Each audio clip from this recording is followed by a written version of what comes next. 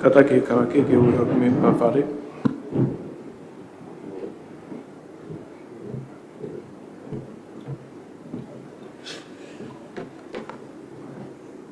Tapu e xe o e wharearea. Tapu e premia mo e minister kabineti. Tapu e hoi ki whawhawhonga o e hoi ki nopere ane whio. Mea tapu e hoi ki whawhawhonga o kakai. Ka tāke whakahoko noui o e whare ki a honi. Apure lulu ka haua e peleri. Wafi mau o fulmani ma. Iksea o e wharearea. Ek premia. Ek tohon premia. Ek mistaki muri me kautau ane whio. Ek mistako ngā ue whanua mga kolofa ka natula. Ek mistata nak panga humai mo tute. Ek minister fe whakatau aki me whakalak whaka ekonomika. Ek minister tak mamata mo lao. Ek minister ki ngahi business ai pureanga, polisi tamate a fimo me whakawhokwa. Ek minister mo ui. Ek minister ngoe me toko ni me wātahata. Ek minister ki ngahi ngāi whakalot whanua. Ek no pere vaia. Ek no pere tui whakano. Ek no pere whohe. Ek no pere tui awhitu.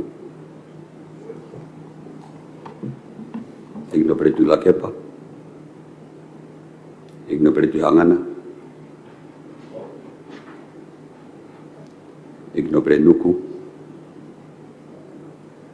Hisalin haines prinis kalani valfutofiri. Tewi tawhatawhi puloka.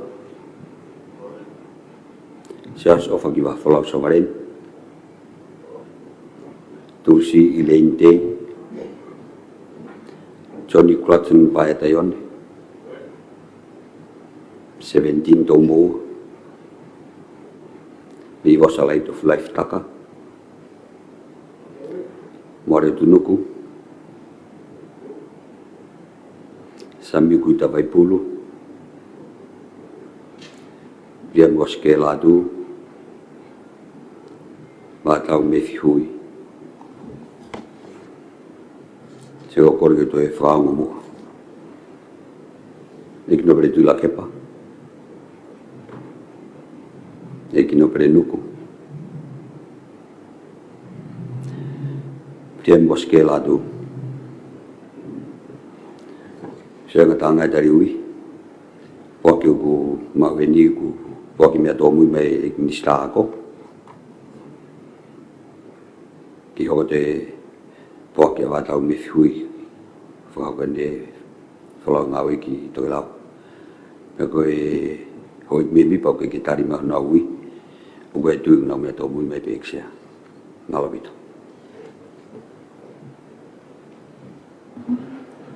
Whatapi a whio e taiha mai he tau rototo. Tapa mo e tamatui tupo wono. Kai mai taini kuinina naspau. Whatapat ki he tamapinis kaoni. Tupo to o karang. Tapat ki he piara paremia. Ka maho e minista. Tapa mo e hui whawhonka no pene. Tapat ki hui whawhonka kai. Hoi ki tau to e whātai a hon. Me hoko atu pe i he asnita na e kamata ki e tau whātai moni te. Ai mo me whape ki he asnita na e tu whātai pompoki ni. Kei to e pe ai ngahi ripoti. Pe whoki e ngahi whamatara whakatau. Mo e taunga ngau e koe ko toloi. Pe whoki he ngau e asnita nei kei to i he komika kato ki tau wakai he pompogini hoik. Ki te te whewharoro, ta hokat pe ki he asnita na tau whaosi mai ane awhi. Ai koe report na osi lau kakato atu me komiti lao. Whikawaki pa moe whotu whawharearea whika hiwa o wafi watolu.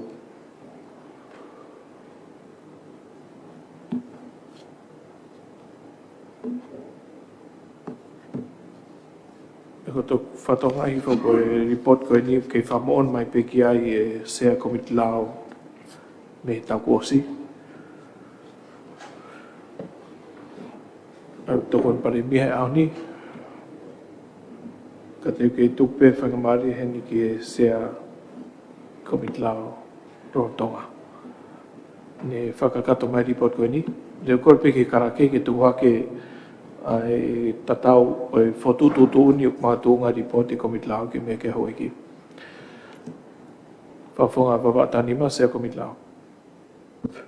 Tap mo e tia whanarea, tap ki e tampirinisi ka maa e pare mea mo e hoi me me pa e whare. E tia ko e report e nung mga tuunga ia e tohi ai whawhonga whika wha o Tokatapu ai ko e minista ki e tāna tuau e Rotonga ni. Pea koe ungau e kakatoina na whai e komiti lao, i ono whauhinga ngahi tūtūni, mo ngahi mea koe whilawe i mo ngahi paanga, mo e whonga no ngau e aki. O whatatau ki e tūtūni a wharerea, pa pe whoki e ngahi tūtūni whare paanga. Ai ku whaka toa pe ia i reporti o Pungpungini sia. Maro.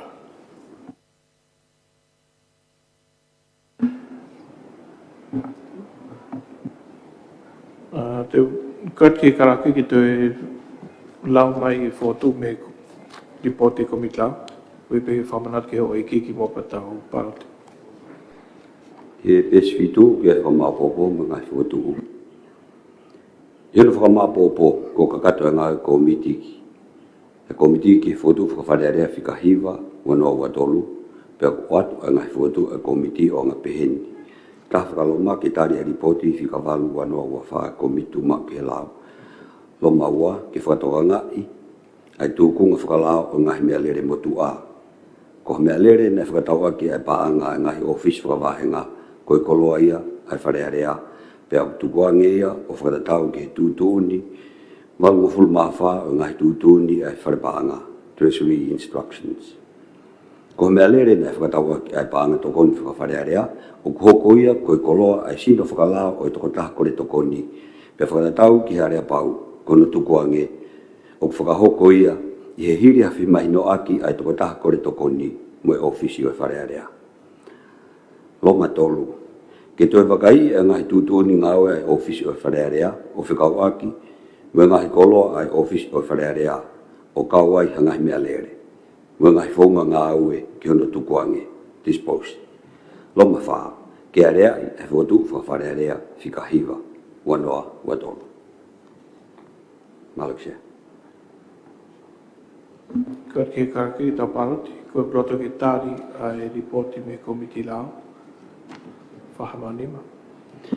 Siapa tu kan kita tapi puloka sasole ni tulsile inte vai ta ione 17 do mo ni Osaka. Amor bese tapa fetuna exera perché Mea mai minister. tapa fetuna sera perché ek premia ma tam prendis clowni ko ek memi pa fare adesso ko fiat pe lava ki formalanga tu eni pe ko paloti po ne otari po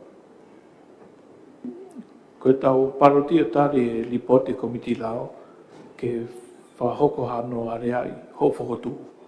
malo pe se Hoko atu e paroti karaki. Pe Osaka. More tu nuku sa mi kuta vai bulu de moskela tu ek minister nga fortunwa ek minister mo ui ek minister tak mama tamelao ek minister tanak panga umai ek minister ki muri me ka to NFL ek premia ek minister he whakatau aki, ek tokon paremia, ek minister nga kau ta business e purianga, ek minister ngowe.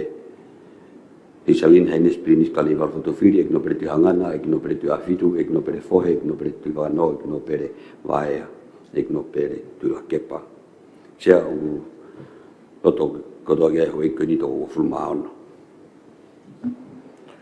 Mano karka ke lama e tohi whaha o fotu whawharea rea whika hiwa wafi o tonu.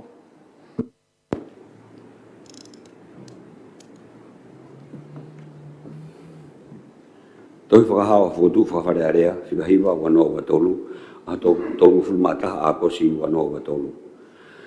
Ko whakapapa mo whakahuatu e tohi whakahawa fotu whawharea rea ha lalo whatatau me tutu uni, whika fitu ngofulu mahiwa kupsi itaha o ngai tutu uni, o ngai whakataha, o ngai whatongia, o wharearea tonga. Whakatu u. Ke tukuhifo ki he komit pānga ke whakaukau ai tūkunga whakalao hano whakafoki. A ngahi mea lere motua a ngahi wāhenga wharearea, ai a po whakafoki ki he wharearea. Kuhi koe koloa na ere sisita mo laisenia i he ngahi wāhenga whiri, pena ikai ke re sisita ia i he koloa ai pure anga. Whamapatu, whamoni, majenda peluelu, whafofonga wharearea, tonga tapwha. Me mai whawhonga wharearea tonga tapwha ko ek minister. Tamu e whituna e sea, peke ek paremia, tamplinis klauni, kau mai hau ek me mi pa wharearea sea, ka whapea ki whamalala no pe i he whotu koni sea, hange pe koia ko reporti, ko o mai e he komiti tu mau ke lao ko whamalo lahi ki he sea malolo e komiti ka ko e tokon paremia ia o honi ka pe ki e sea lolotonga e komiti e reporti mo ngā au e ko na whahoko sea na makatunga ni ko no ngā pe ko tau whonga ngā au e ko ia na whafoki mai a ngā mea lele mga i koloa pe ko ave ki ngai wahenga o re sisita. E whita ki ngai wāhenga ko osi le sisita pe a konistutone i he potunga aue a leipa. Pakataim ko whakafoki mai ai ki he ni o iai e tokanga ke tunga whakalao ko ia. Sia i he ki mua pa te hu mai kone motuani. Whita e taha koe na whitongi ai na e iai e ai whikihi aki, whikau aki moe lori. Ai pure a ngāo pe he na e puri pe whiukumi. Pea pe whamatala ati tā na e mau ia ki he ofisi e wāhenga tonga tapwha. Pea koe whare i koe ati tā ke toko e lisi o lori koe a me koloa e pure anga he ko ave ki tua. Ai kone mahino koe ka mautolu ke he ke. Ai lisi koe koloa e pure anga me he lisi o ngahi koloa o ave ki ngahi wāhenga a whiri. O tatu whito pe ka pau ko osi resisita ia pe laiseni ko e non-government entities. Peko uhinga ia o e tokanga sea kuia ia ngai whemau ke i o wāhenga, tatu whito ke ofisi. Kau ofisa kolo, whawhai whengawe aki mo ke nau tolu, nau kore, mea lele, ke nau ngawe aki, nā lava sea ke au ko o motu a pēa ngai mea lele, pe lava ke oat ke nau ngawe aki, whai e pui he ni i ko e ni. Kau ki kai kia nau. Ma kehe me kai kia human resource, haka kai kia nau ngawe aki. Ma kehe me kai kia ai nau paanga pe ko ha mea lere, pe ko ha computer, me me ko umea ko nia, whatokoni atu e paanga whakawahenga i ka nau tonu. Pako uhinga ia o whakakaukau sea, hange pe ko whakotu koe o mai ke whakakaukaua. Ke whakakaukaua ange sea tūkunga lolotonga, nā lapa parerei, o hange pe ko ia ko whakotuu i a whangatuku o mai he reporti. Pakano i ngā pe sea o ku kaue nia ki he ngahi wāhenga kotoa pe. O kou pēa i sea na whapoto ke tūhifo ke komitika kato ke whai a whemea aki. Ka kou whamalo atu au i ngai whakainohino o mai he reporti. Ka kou tuku at pe sea ke wharearea ko no i ngā uikai ko ha i siwe ngia mau wāhenga toa taha pe. O inas kotoa ai ngai wāhenga ia. E tuwha ngai mea lere. Ngai mea ngau e ke hanga palau ko veni. O whakatau a ke paanga konu hinga ke i reporti ke mahino pe sea. O whakatu at pe hia ka pau e lau maare le rei ai hau e ki ke tuifu ke komitika kato ke whai e whibea ati. E sea, maro apito ma whai maria.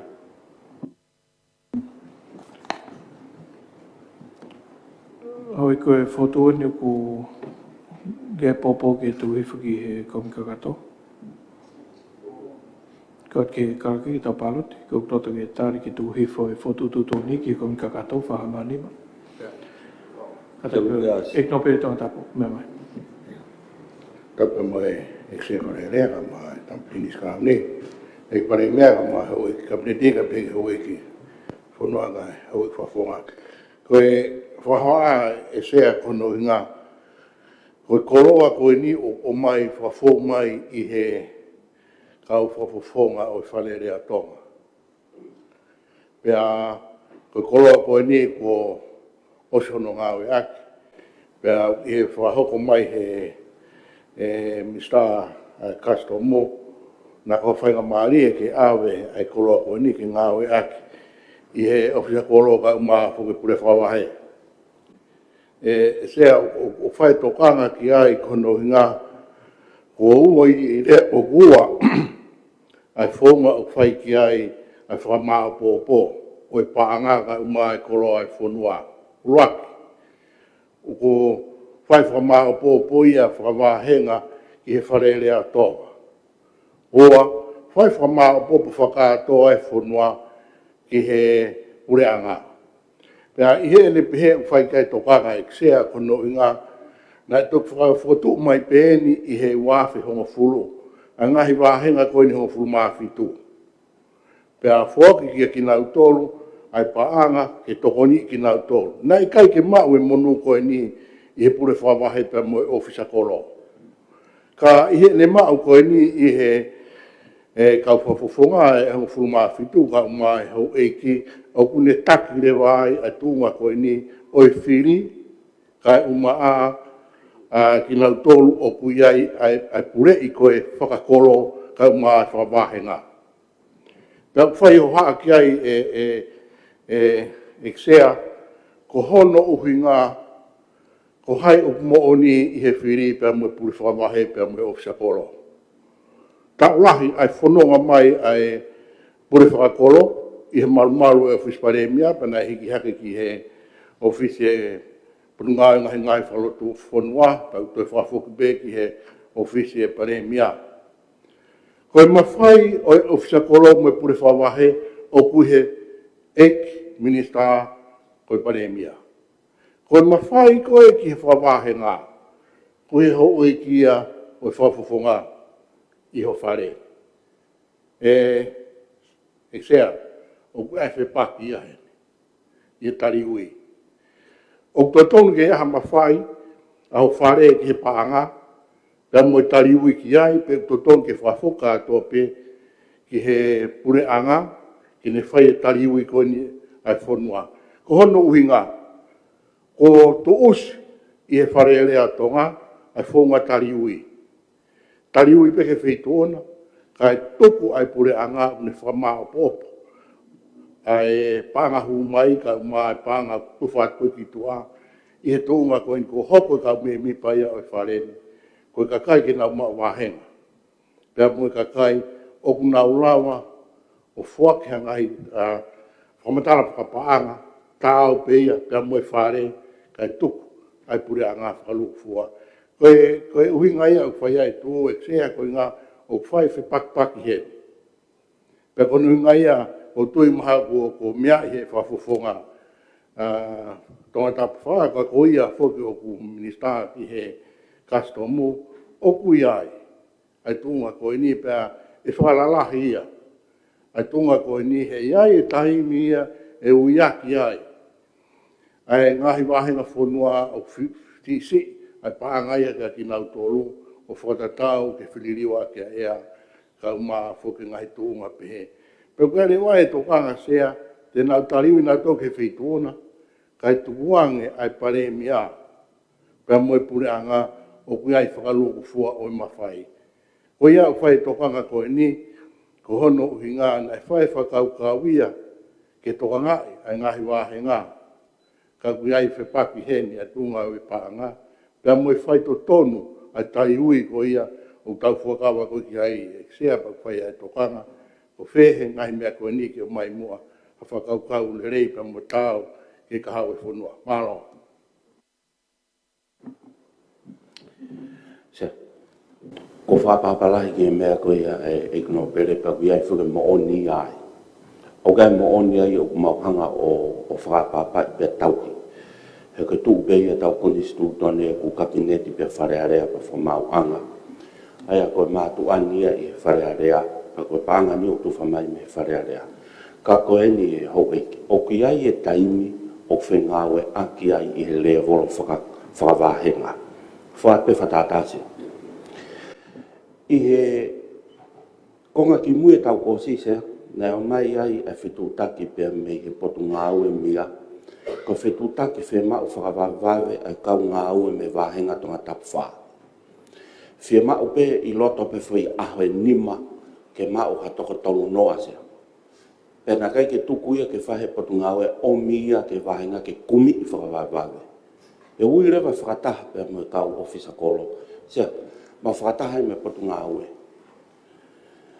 Si ka ofisa kolo, na ui e kakai, na o mai ki kolo ai police record, na u alu ke potu ngā mo ui, pa kou tā maka na u tolu pe mai. Pe mai ofisa kolo mau whanga. Ko awen te teksi ki whare maha ke o tari mei ai. Taka, toki tau si lere holo pe teksi, koe whai e ngā ue mai vahenga. Pa kuongo ia ka hau sea koe mea koe whai a koe kore, he taimi whengawe aki pehe i he rea volo. Mon beu tari ui ki nau tauria ke pot ngawe mia. Pe tari ui mai matu ania ki hen koe ngā koe panga koe tonu pe ia kau kei ke nalawa ta ofi a whengawe aki pehe ma ai kakai i he rea volo whakakolo. Pe koe uhinga i e kore sea koe whangi nau koe o ku tafe mai koe ki he ngai office whakawahenga. Nā lawa, ke ua tō o mai a whakatau atu ka tuange atu ia. Ke ni ihi koni ke nau ngau hea, ki koe koe kau ofisa kolo pe me pure whakawahe o koe ngahi polisi whakakolo, koe ngahi komiti whakakolo, nau kore. Ai ngahi uma ngau e whengawe aki e le volo whakakolo, mea pehu e kiu tau. Lau ai mea ko local government ka ku i kai ke whakaivia, koe matapaa peni e taha fōwai. Ai a koe ngahi ofisi koni, paku whotu mai pe ke whakaukau koe ngai whakaukau koe nu omi hange koe mea mai ke ikno pere sea koe whakaukau re reia koe whakatu at ke whai e mea ki i he komiti kakato sea. Pe hau si a whai ngā o whangatuku. Koe whakatu ui a sea malo abitu.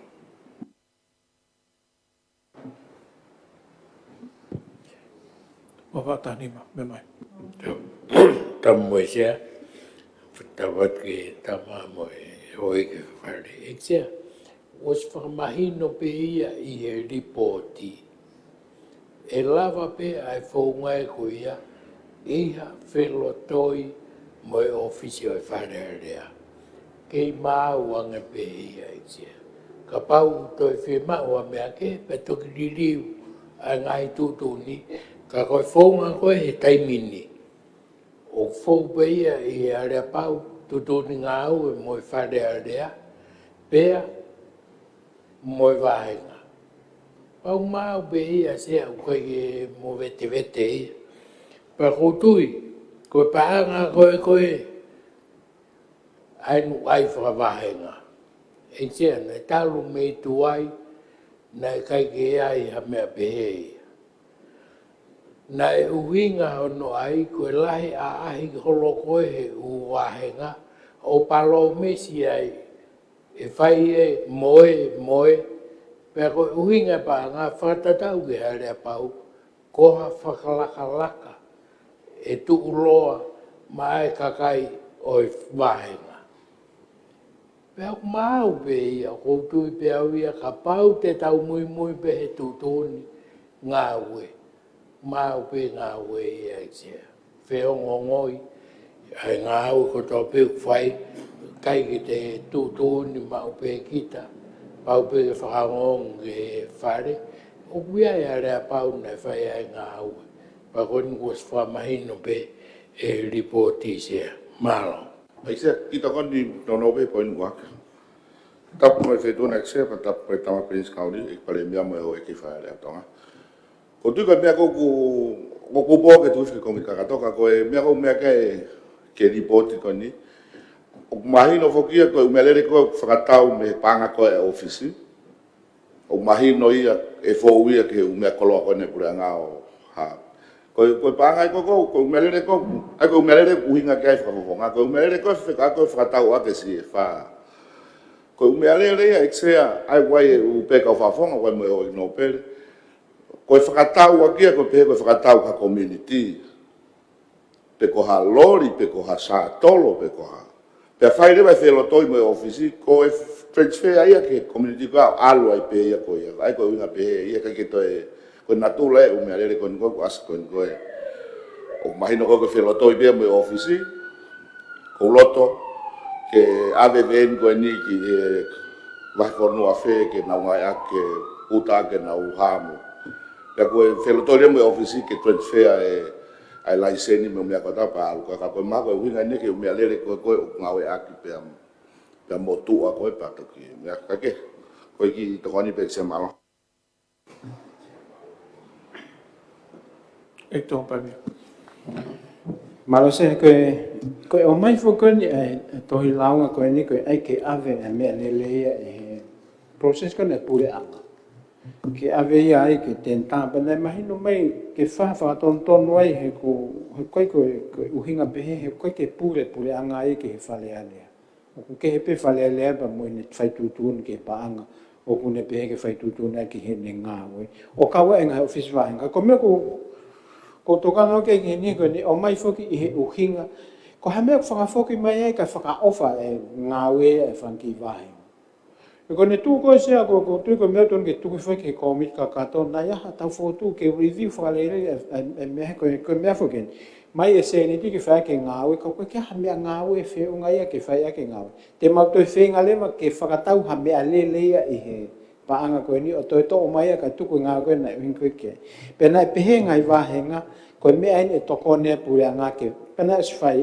he wano wa to lu no mai ai pa nga ni mama no ke ai ke ngai melel ke fetong ka he tai mi tatau ko tu unga fa ka me ale ko he nga we pe he o fa ko ma to ko ka fa fu nga malo mo ma mai ke se ko ni ke mau he ka holai ha me ale ko mau fa fu nga we lo pe ka fa fu nga ko tak ta foki ki he ne ki me alere kai fai ngawe a fo noa mo pure anga ka ko tu ko me ton ke fa si fo lu fo ki ai ki fa ngawe pe he ku nga fe tu nga va henga o firma me ngawe pe he ke tu ku ma wai pa ko o mai ke fetong pa fetong i nga me ngawe ku le le ko ne tu ko mo so ma po e u me alere ko e pure anga me alere fa nga tu pu se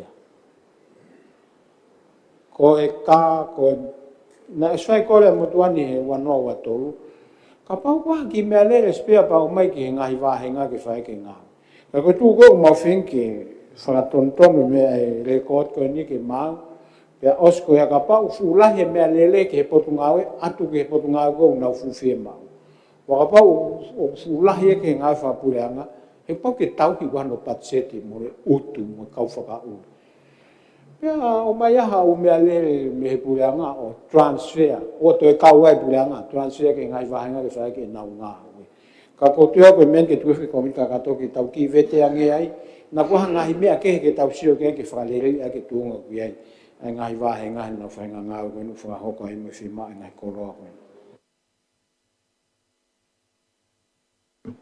Ko ke ta paroti ko ro ke tu hi fo tu ko ni ki kom ka to fa ma ni ba Se o ka te ta fi loka sa so le ni tu si le inde 17 do boa more nuku sa mi ku ta vai pulu le moske la tu ek minista nga for fonwa ek minista mo ui ek minista tak mama tamelao ek minista na pang humai ek minista ki murim ka to na fio ek paremia ek ton paremia ek minista fa dawagi ek minista nga hi business e branga ek minista ngowe ik no pere tu hangana, ik no pere tu afitu, ik no pere fohe, ik no pere tu vano, ik no pere vaia, ik no pere tu la kepa.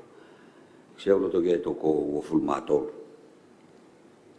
ko ki ka loto ki fo tu fa ma ni O biga ha loto pe he iksia. mano ek ta hokat ki fika ni mata asni ta to fa fo ki o launga to hi a fa fon ka kai va nga fi tong ta fa o ko ke fa fo ki ni launga i a fa fon ka kai o va nga fi tong ta fi to kala ke la ma to hi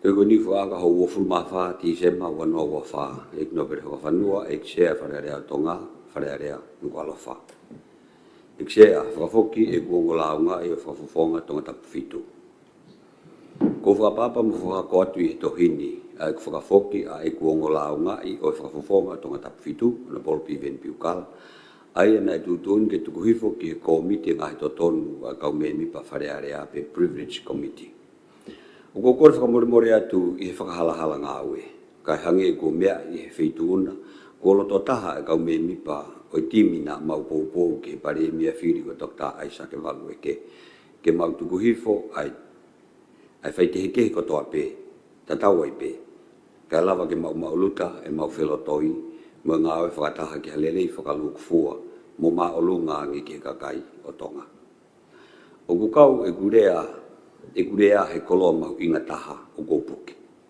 pe ko os fa ho ko ni e fa taha e mau timi ki mua pe mau palo ti ki pare mi afiri o hoko ka kano mau palo ti fa taha pe o go fa hoko ai to hini ki hoko foki mo tuku pa o ka kano ko ai o go fa foki ai e go la ngani ke kanseri ko lave ipe o fa nganga ki to khu fa re ai february ka ko whakahoko tōmu a dueni, ko hi ko ngāu e waha taimi a ngai ko mitu mau nā lawa ke nau mea. O ko sisi be ai tohini ki he whafofonga tonga tapwhitu mo e pare mea whiri, ka ko sea he mautimi ke na mea a whakakato o e konga ngāu e ko mau whelotoi ki ai. Ko whamalo atu he whawhatongia mo na tataki o wharearea o tonga mo e talamonu atu ki ha tau whauna. Ke ki take ai pe me langi ho to fatongi a matonga fa babat fa mon en bol matin ta puluel fa fonga o ton tap fa Alexe Ja, Mike Minister taran pangau. Tama fetuna ikea ka pe ki premia tama plinis klauni ka ma motor ho e ke frere tonga sega to hi pena ono kakano to ton peia o fa mo ni ko ki ai o korfam le more bel ki sea mo ka me mi pa committee na na nga o ki ni o mai no pe ka te au na fa ma to ato nga o na fa ko sea ka ko tu ku nga ko ki ai fa ho ka pe to hi o ko la pe mo ke fa fo ki sea malo bi Ik tom bij me. Tap mo e feituna se, tap mo e kau me mi pa fale. Ko e tohi koe ni pongpongini ko e tohi aku mahu inga ia au ia ai. E ko hi ko e teu koe ke whau hatimi ke whakalere o tau pure anga. Koe ki ulawe au ki whale a lea se. Ko taimi koe na mau tala noa ai koe ki he mau hu atu. Na mau tala noa lahi ki he ngahi mea. E tuku piki ta whaki e mau tau ke ngā ue koe tunga whakaako.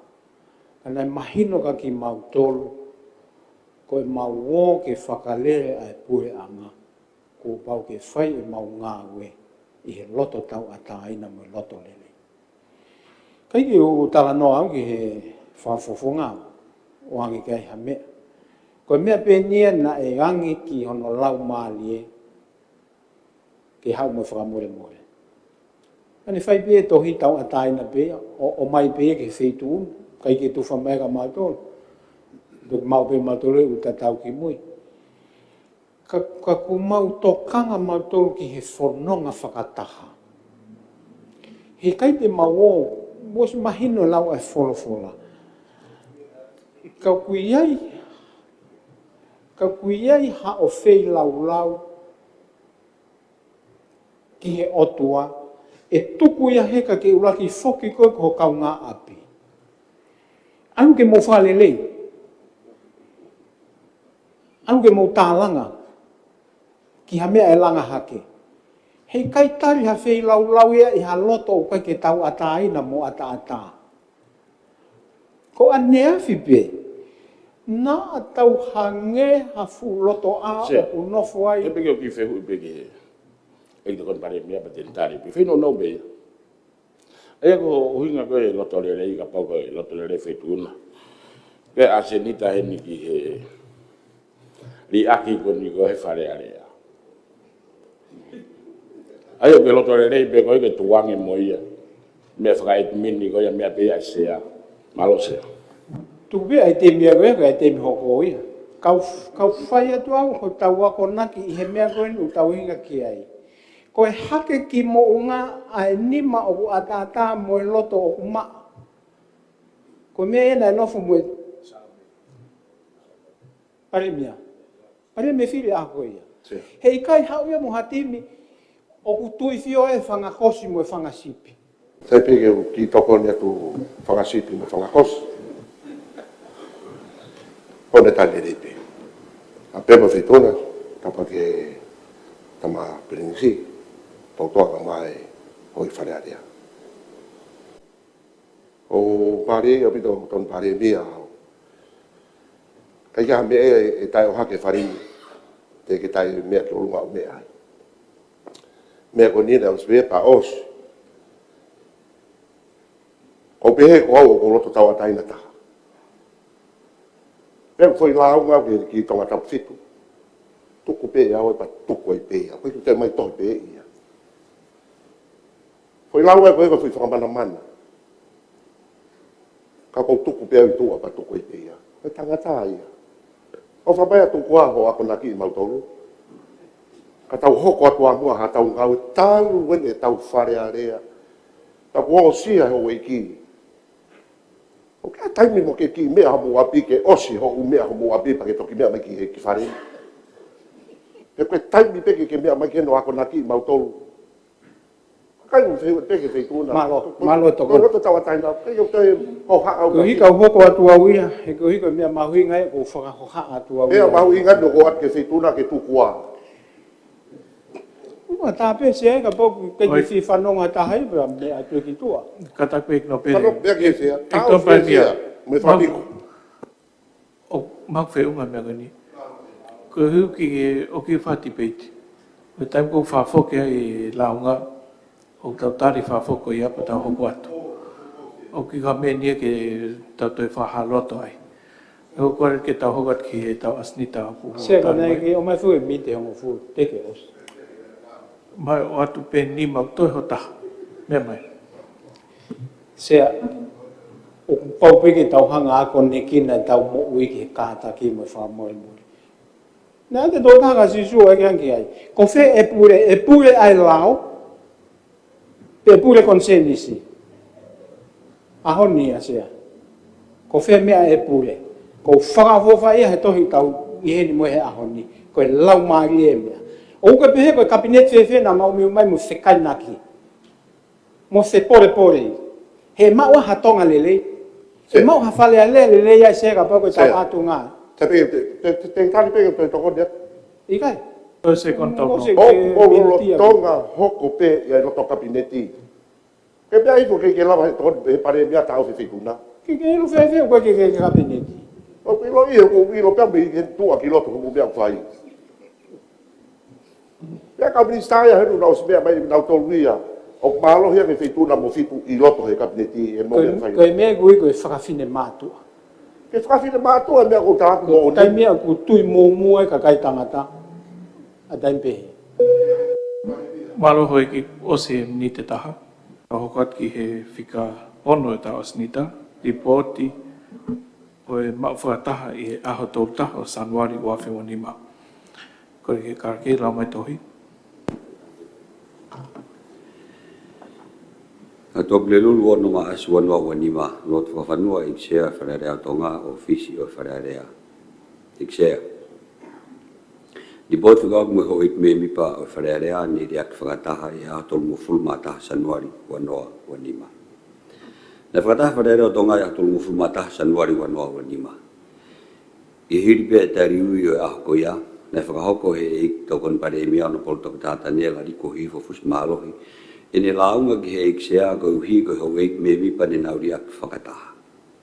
Na duduni he ik sea ke oatu haripot me kalake whikawak me ho ik me mipa ne riak whakataha i he aho koia. Ko makatunga ia hono whakahoko atu o ripotini. Ko ngā a pui tua. Loaki he atu site ufu mawalo sa nuari wa Nima.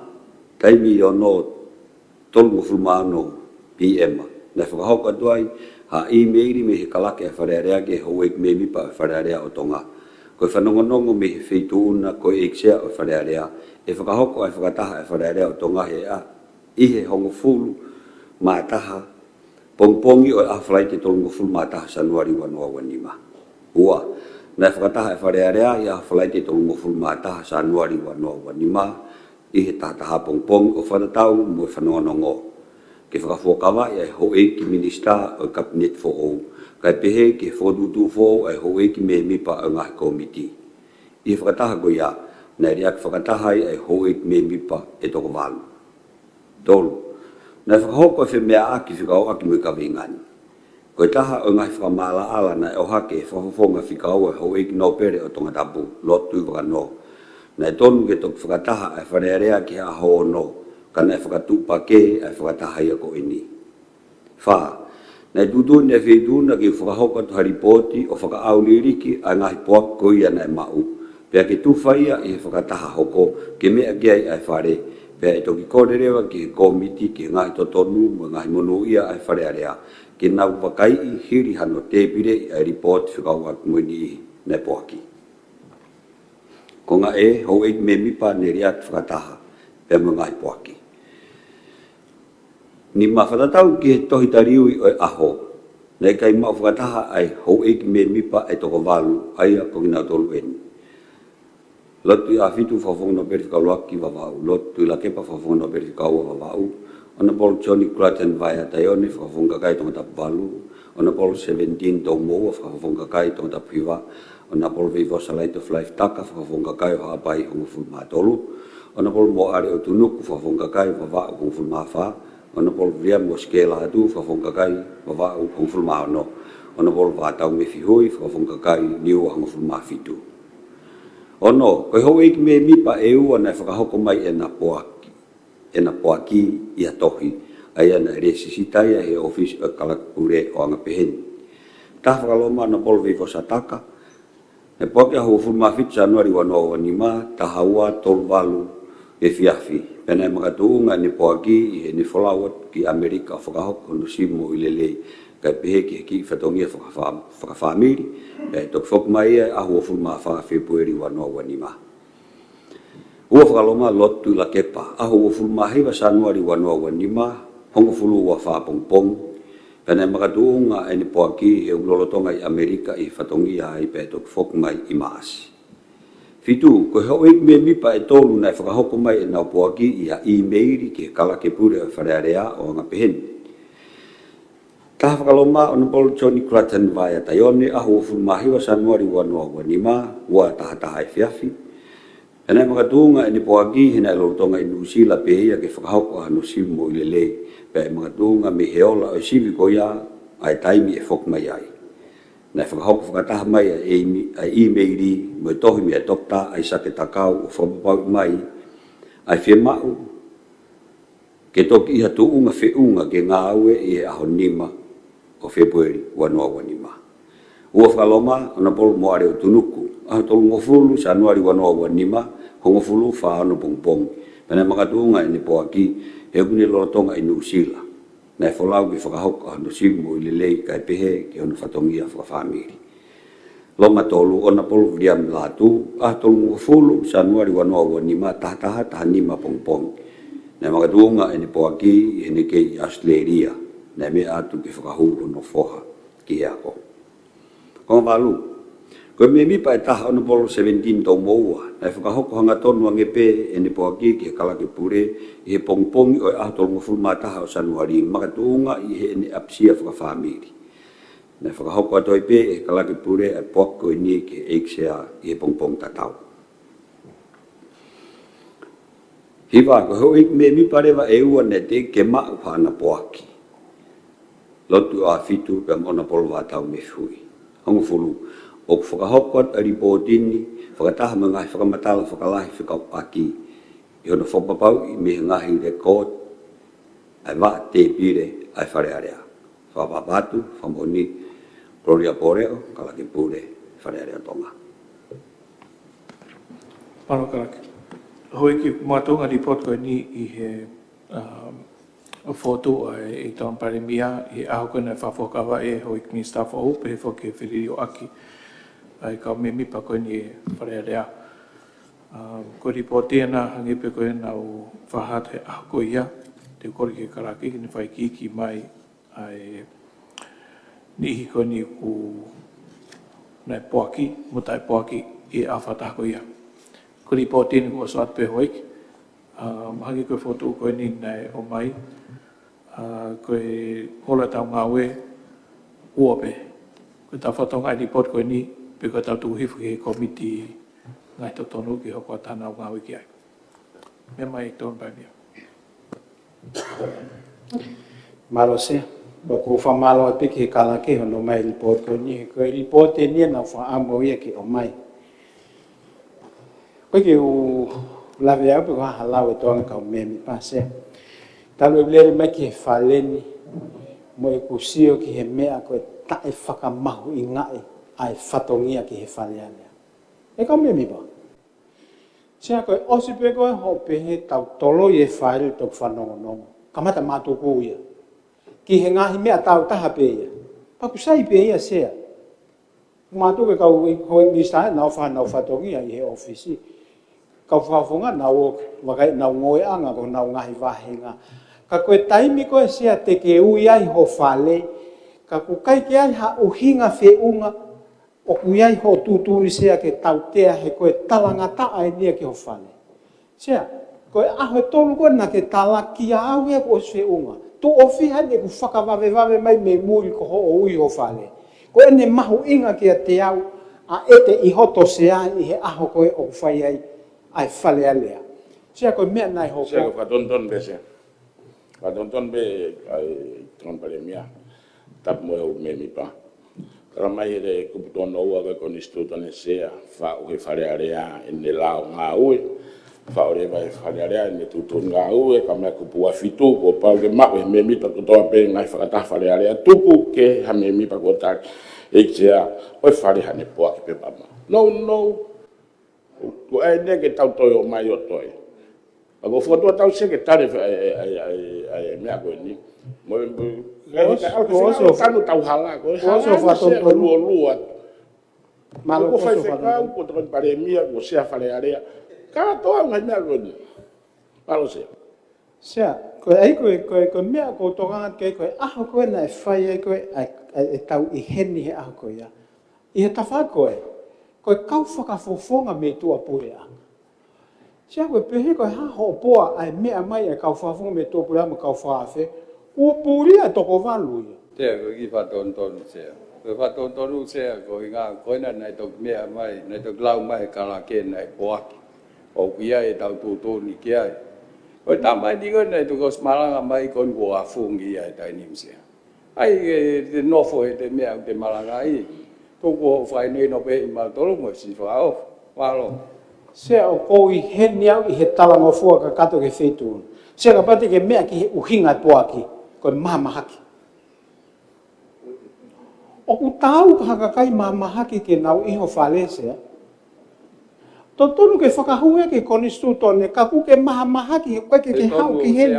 E ton pai mea ki ke whahalau whafoi tui heni. Oia tau taha pe he u tonu O koe ke lopu hai fuak mahamahaki, ni ka wāpik whakarea. Sia na boile rei, koina na kai ke lava a ho, ke hoko ate tau ngā ue. Sea koe uhinga mai se koe toko lahi ka mai na nau. Toki puke hake pe ahua hiwahe oso whanongononga te whakataha ahua walu. Ko whakatu pake pe ai alu. E ton se, ko toke ta. Ko toke ta. Ko toke ta ni tai mina. Yo sea kada pe ton paremia me. Koe whatonton pe koe. O whatonton. Sea koe tapu me whetuna sea. Tapu mo e Pirinis Kalauni, ka mai kau me mi pau e wharen. Sea maru ku os mahino ai poaki ai motuania. Ko ulere paku ki mea whaei ki tō taha na matuk whakata, family off. Pane mahu inga o pitoia. Nei ke ukau au he mamaki. Sea mahu e mea mahu inga he ni sea nei whakalao e poaki. Iko whatonton nei ko talamai koe. Whatonton atu he ke talamai o ikai ke whakalao e poaki. Ke tūtū ni I matolu he wharearea ke mau o mai keni. Ka pau whakalao e Sea, kua ki o sea. peke upehea tai whakalao. Whamalanga koe sea o tonu ke whai ho whare. Ka pane whakalao e kua ki sea. Patala ki mahino ki he... Ari o whatonton tonga tapiwa, nei whakalau pe hopo aki, mea mai tō O paimia. mahine ke te au sea, koe po aki o tau ngāwe aki ki he tau alu takai. Ko Amerika, aho tolu osi fe unga pe ke te heka he wakapuna o mea mai. Ko tōn pare mia whai no hino sea. Koe ne as me atu whakalao e ngai pua koe nei o mai. O ke toi hau koe ia, o ke toi... Na osi whakahato ane nai, ai whehu i koe lao pe koe konsenisi o mahu inga. Aia ko hinga o ke Mahine lao e ka mo whakamahu inga e whatongi e whale alea. Aia o ke whatonu e sea. Sea, o ke mea i pēsea taim Kau mai e tōn pare mia, ko siana tā noa. O si mahino e Ai o kuikai, oia. Ka tuku e whakamatala ke whai. Ko taim ko o ku tau mātuku ai kai whiu hui e ngahi komutu. Ko pare mea nau mea ta whakto matau. Sai vehu mea pēia. Sine pureanga ko mea E ko tohi launga ai a aku ko whakafofonga e ua Kau tata. pe tokon pare mea tai nimi. Tu pēki ta whaki. Ka ko taim ko o E o ku... te ke marolo ko me tokon pare Ko mea. taimi ko o ku mālolo e whale alea sea. Whiu kumi e kau me mi pake o mai ki ngai whakataha. Sea. A komiti. Whatontonu e whatontonu sea i e kupono hiwa, e ngofua ke wharearea, ke whakamau, a anga o e kau whakafofonga o e wharearea, pia newa i kai katoa a wharearea e ngofua, ke wharearea ke whai harea, mo fotu a ngai lao, mo whai a ngai ngaue o ka pau, o ku ia i ai vai ua. A kau whafonga o e wharearea, e tutuku ai wharearea o tuku ki a aho ke. Se mako se mahino e whakatonto. I mea ki lalo ka reke lau ate kolpue no sintone. Ko hiko si lau pe mo ia ia. E nau toe whakataha ka pau o ku ikai te nau tatau mo e vai ua maari e ngofua Ka whakase te ke malangana o ui pe eksea o e wharearea ke te kau whakamalohi ke katoa mai ai kau me nipa wharearea pe a ka pau o iai hani i o ku ikai te nau ha urewa. E ngofua ke tutuni ai wharearea hanau tautea i e nau talangata. Sea koe mega no tokan ke ai e sea. Ko kwa malo hene ku poni sutone ho bia kona ke mea Ko mai e aki. ku sea koe mea ku ongo kau. Sea ku fotu watu Whatongia whakalelei. o ku tautea ai ton pare mia he ne whaka atungia i ai ngau e whare o whakatau mo ku fit noa. Pele aho wahe. O fotu ake feitona. Ai kau alu ki muri mo Sea aki ka pai whakataha ke mo whai te hapea waki. ke tōtaha koe ni. Mau wahe E tō whakataha. paimia, Ke mea ke ripea whai. ngā whai e whatonton, mea mai nō pere papau. O ko fotu watu ke tautea ai ton pare mia ko ne whaka fe atungia ai ngau e whare.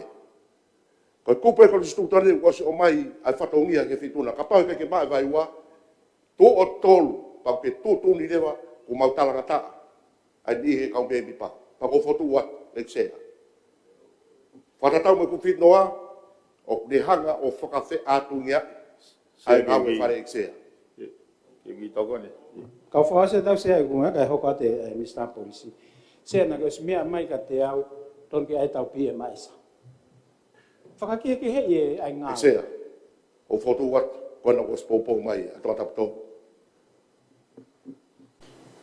Ka taku i tō paimia i Mr. Police, o ku gai e launga ku o whahoko mai, whikahaku me whituna pe popo, te o tutune pe tu hifo e launga ko ia ki he komiti, whikahaku me ngahi toton o wharearea. Ka kuhiu kei toho o taimalanga, Kei, e toki whaatau tui o se tau maroro. malo se.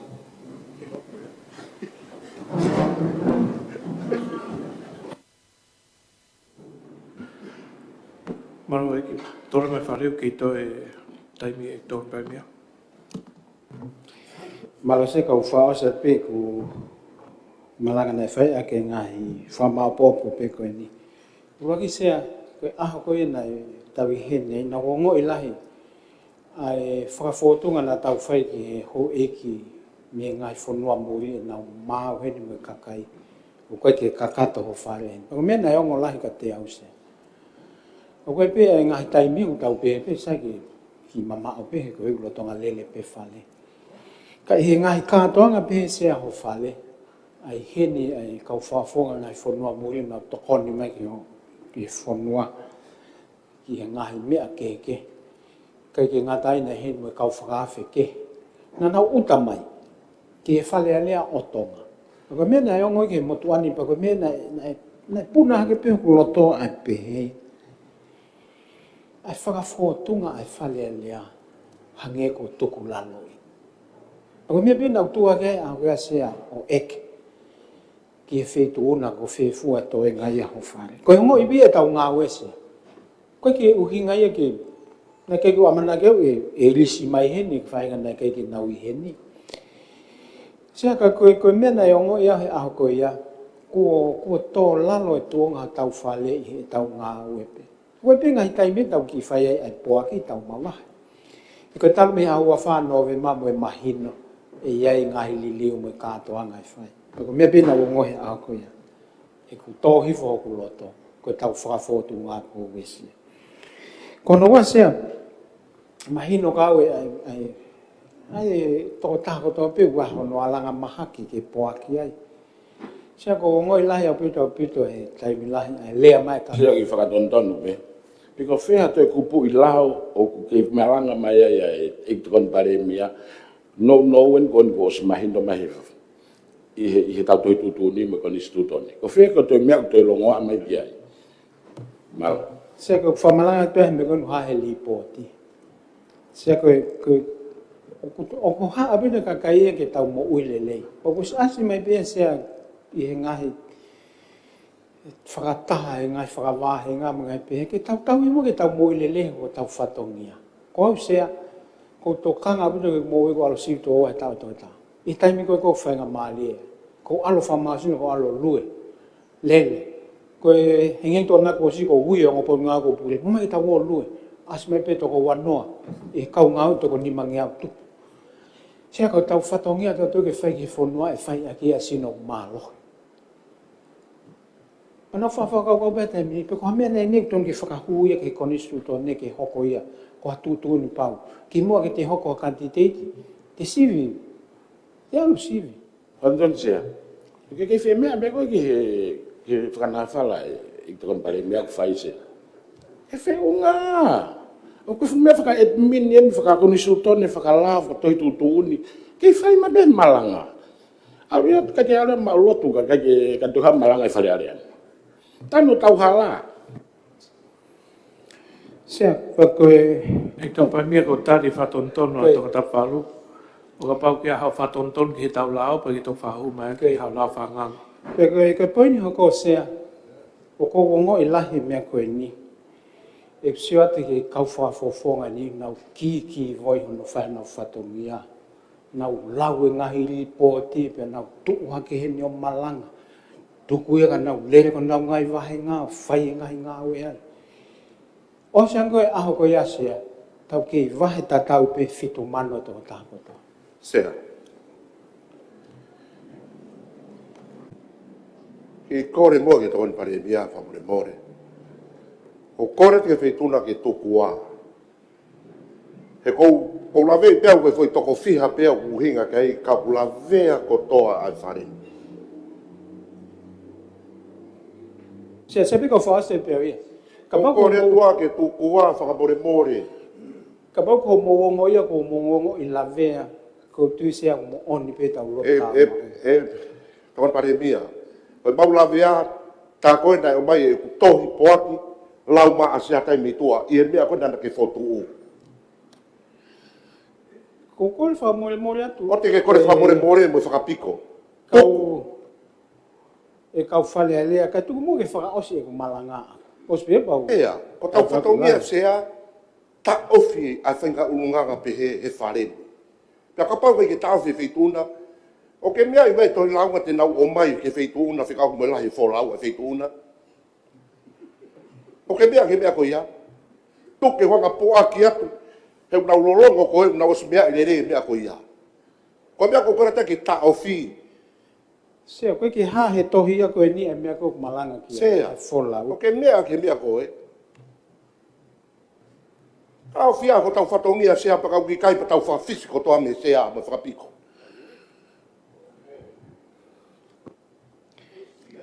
Kau fasa pia sea ke point ko ni kai to hoka te minister police. Sea, ko kora ke ta ofi fa more more.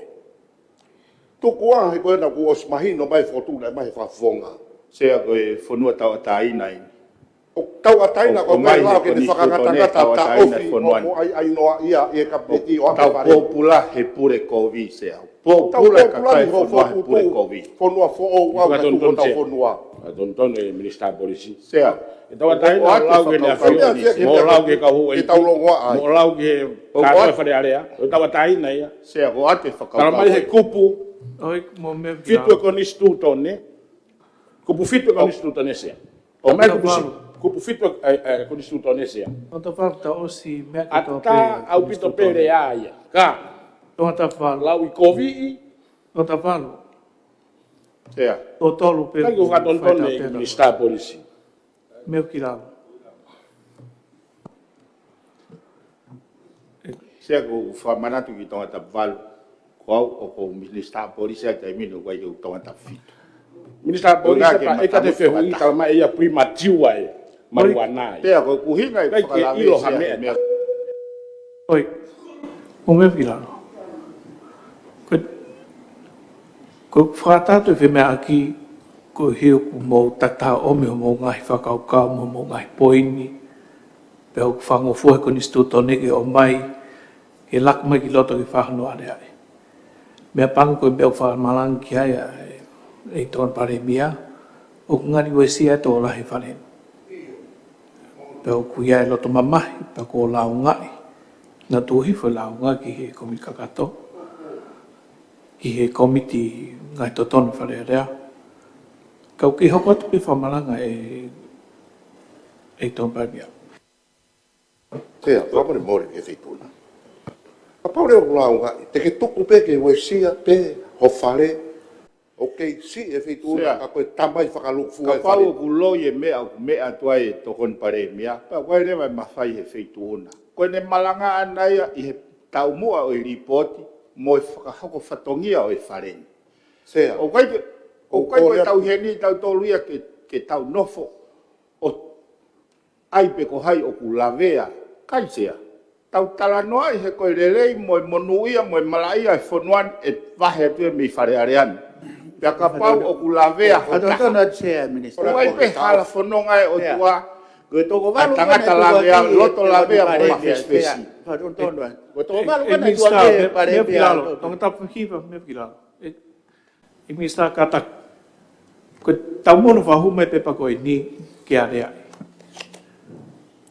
Te koe ke e toi pare mia, ke whanonō mai ho whamalanga, ko whewheitu o ke whaam ke awi ke ai pepa koe ni.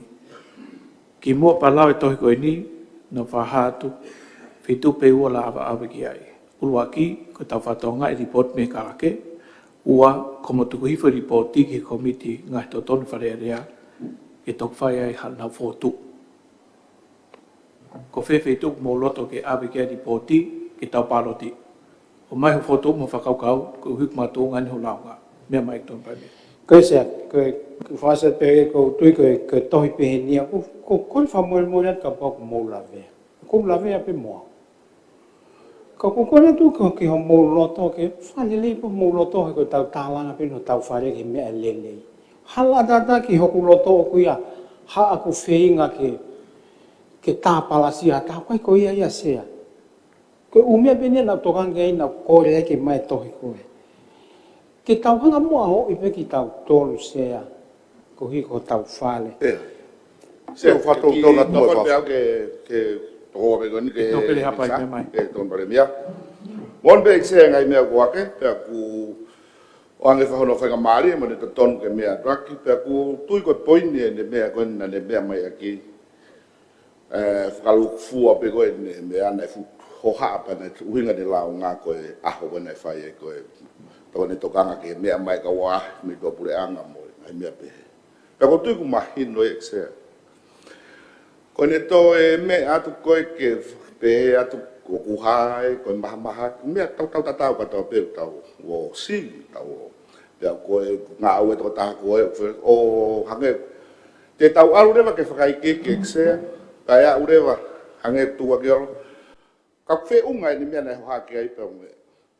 E ko ngā ka tau ka hoko atu ke whakaikiki, ta ko kore, o mai ange tau e hua mai e whawhonga ni ki whare alea. Pe kua puaki anga taha me wharen. Ko kai whakaikiki ke ki tau akai, pa te tau aure wharen ke tunga ke.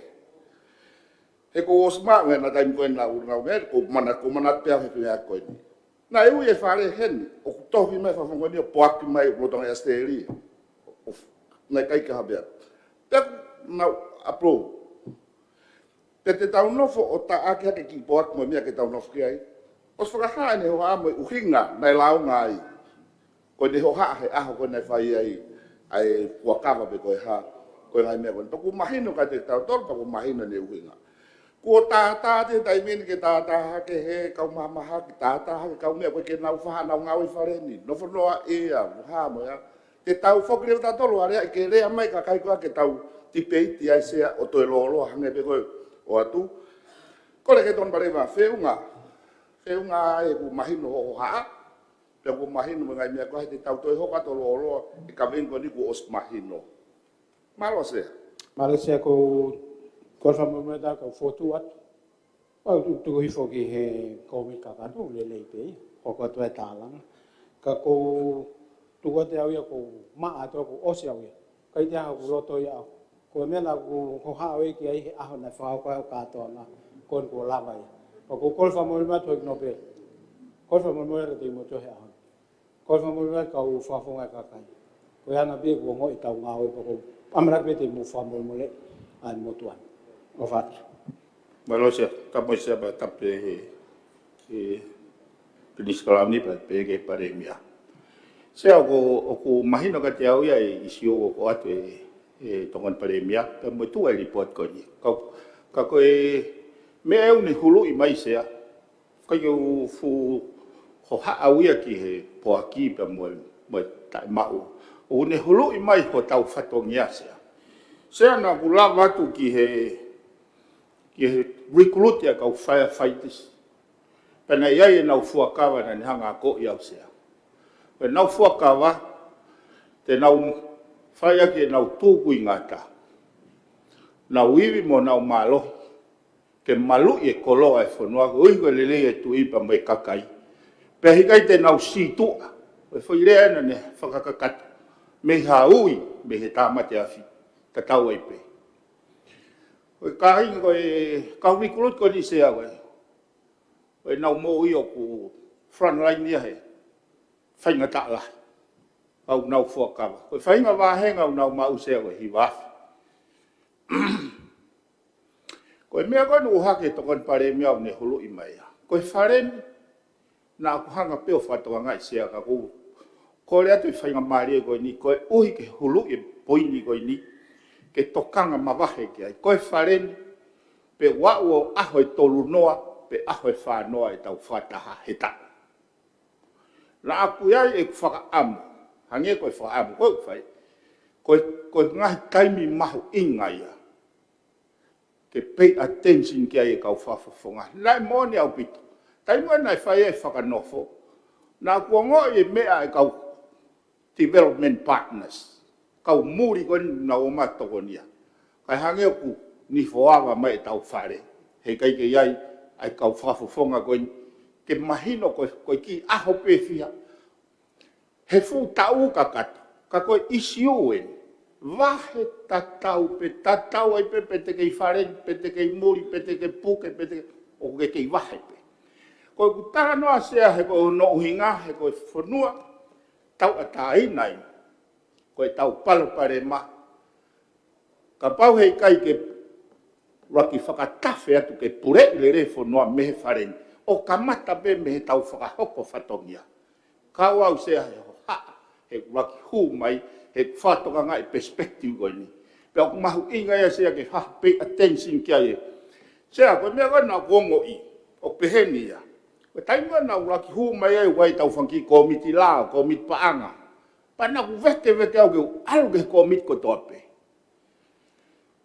Ka koe taimua ko koe ku ui atai komiti u kai ke maa e koromu. Ko eke holo.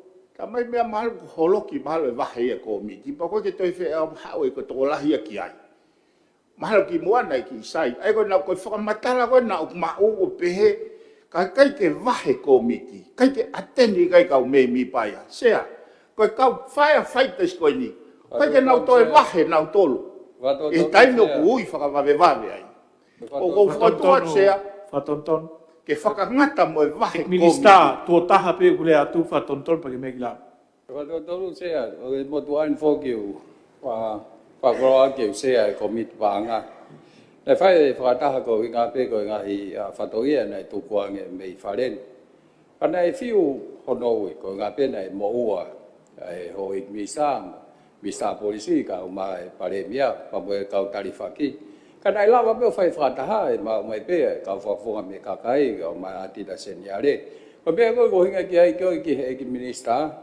Kio ne tene tuka ki holo i tahana ne whahano whatongia ke mea mai ki he komiti. Ka tau e mea hange ko ho mea, wai ngai whatongia ke. Ka koe taimu kui ai koe, ho tau whatongia ke whare, tonu ki tau whapapa. Palo se. sea ko poin mo e taha ko hake ke whakapoto. Ilo le rei pe nei whai fu National Development Summit. He fu aho ka kato e wha, ui whakataha ia. O pehe whakapoto, ko hawhai tūtū ni ha. Patau O whakapoto. E mea i be he misa polisi, ne whai mau whakataha, o seti e mau taim te pile. Ne kai ia hane objection e taha, ki he taimi nei whotu atu ke whai ke Sea, isi ke he te ne taki ki ai tala noa. O whakahoku mai pehe motu ai. Nake mea i pe ai taim te pile na tau whero toi. Sea, ko whea o Ko ke uhinga ia, ko mea ko toa pe o aho mahu toa pe, inga. o whe maa wai ke ia e ke minista. Na o Sea, sā tu ko pe isi o kehe ia. Ko e pa ko minista pa ngā. Oi, ke tokoni at ke whemea ki, ka taku i tari pi whatontonu, ik minista, tō wasin kori ke ton pai mea ke whawhok mai tati pe ti ke poi ni. Koe uhinga no whahu mai tohi ko i ni, ko hiko ne lau ngā i ke o maha report i me karake, ko report in ko o mai. Koe mea ko whemau ke whamara ala mai me whetona, pe o ke poupou ke tū hifo ki he komiti, pe ngai totonu, pe ko tau whatongai pen ka tau hoko atu, pe o ke toirahi ngai whare. Mea mai poin ko iau, os mahina pui toa, me ngai whakaukau ko nau ke mea mai ki ai, os mea pe ho eki. Koe e sea. Nau ku whakahua ange ki he whaiwhekau mi sa tō tai. Monu i ange ho whakalongolongo kai ki o mai ha o poaki. He ngahi poaki loi koe ni nai whai he kai kukau. Kai ke koe sea, koe ku whakahua me ka kou popoa te whotua e tokon paremia. Whatonton. Mea mai knopere. O whatotonu ne mea mai poaki loi. Whatatau me tau tūtū ni, ne o so mai poaki, ani he kau miemi paki heni. Ka ko whai latu uexea, e ne lohi aki e kakai whanua. Sea, koe loi mo moni koe mea nau tonu me o tua. Ko whotua sea, koe whawhawhonga koe ni. O koe ko whare hopo e whare ni sea. Ka pau, sea, waka wata i rewe mea koe ni. Ek minsta tok tuku atu whainga marie ke osi e whatonton koe ni knopere pa toko atu taimi. Ko whatotonu sea, o kai ke mo o ne mea mai aki, o ne mea mai koe poaki loi. Ke poaki loi ne mai poaki tohi mai ki heni. Tau ne hanga rewa lohi aki e kakai whanua. O whatontono, o kai koe uhinga ia e kurea. Mea nau tolu, ka pau na nau loi, na talamai, na nau simo i lerei, ka nau tāmea mai na tola whaikama. Mea nau tolu. Atonton sea. Ke tā mai kuna e loi e kai poaki. Tata ko e minsta, nau whanongo le rei peki ho mea. Na ke mea mai, o ksai ang ho whalongolongo, e nau lohe aki e whare, ko uhi koe nau tengetangi. Tenge whafoki ho mea, pe te tahoko atu ke mea kulau mai. I kai sea. Ko kurea ko ni o kuhinga kuia. O poaki pe nau tole mo kuhinga pe ia e nau poaki. Ka koe te tātu sea. Ko loi mo moni ko mea nau tolu ka koe whakahua ia aku. I he whakakaukau, he kai puke hake pe hataha, he lolotonga e ahma lolo ko ia e.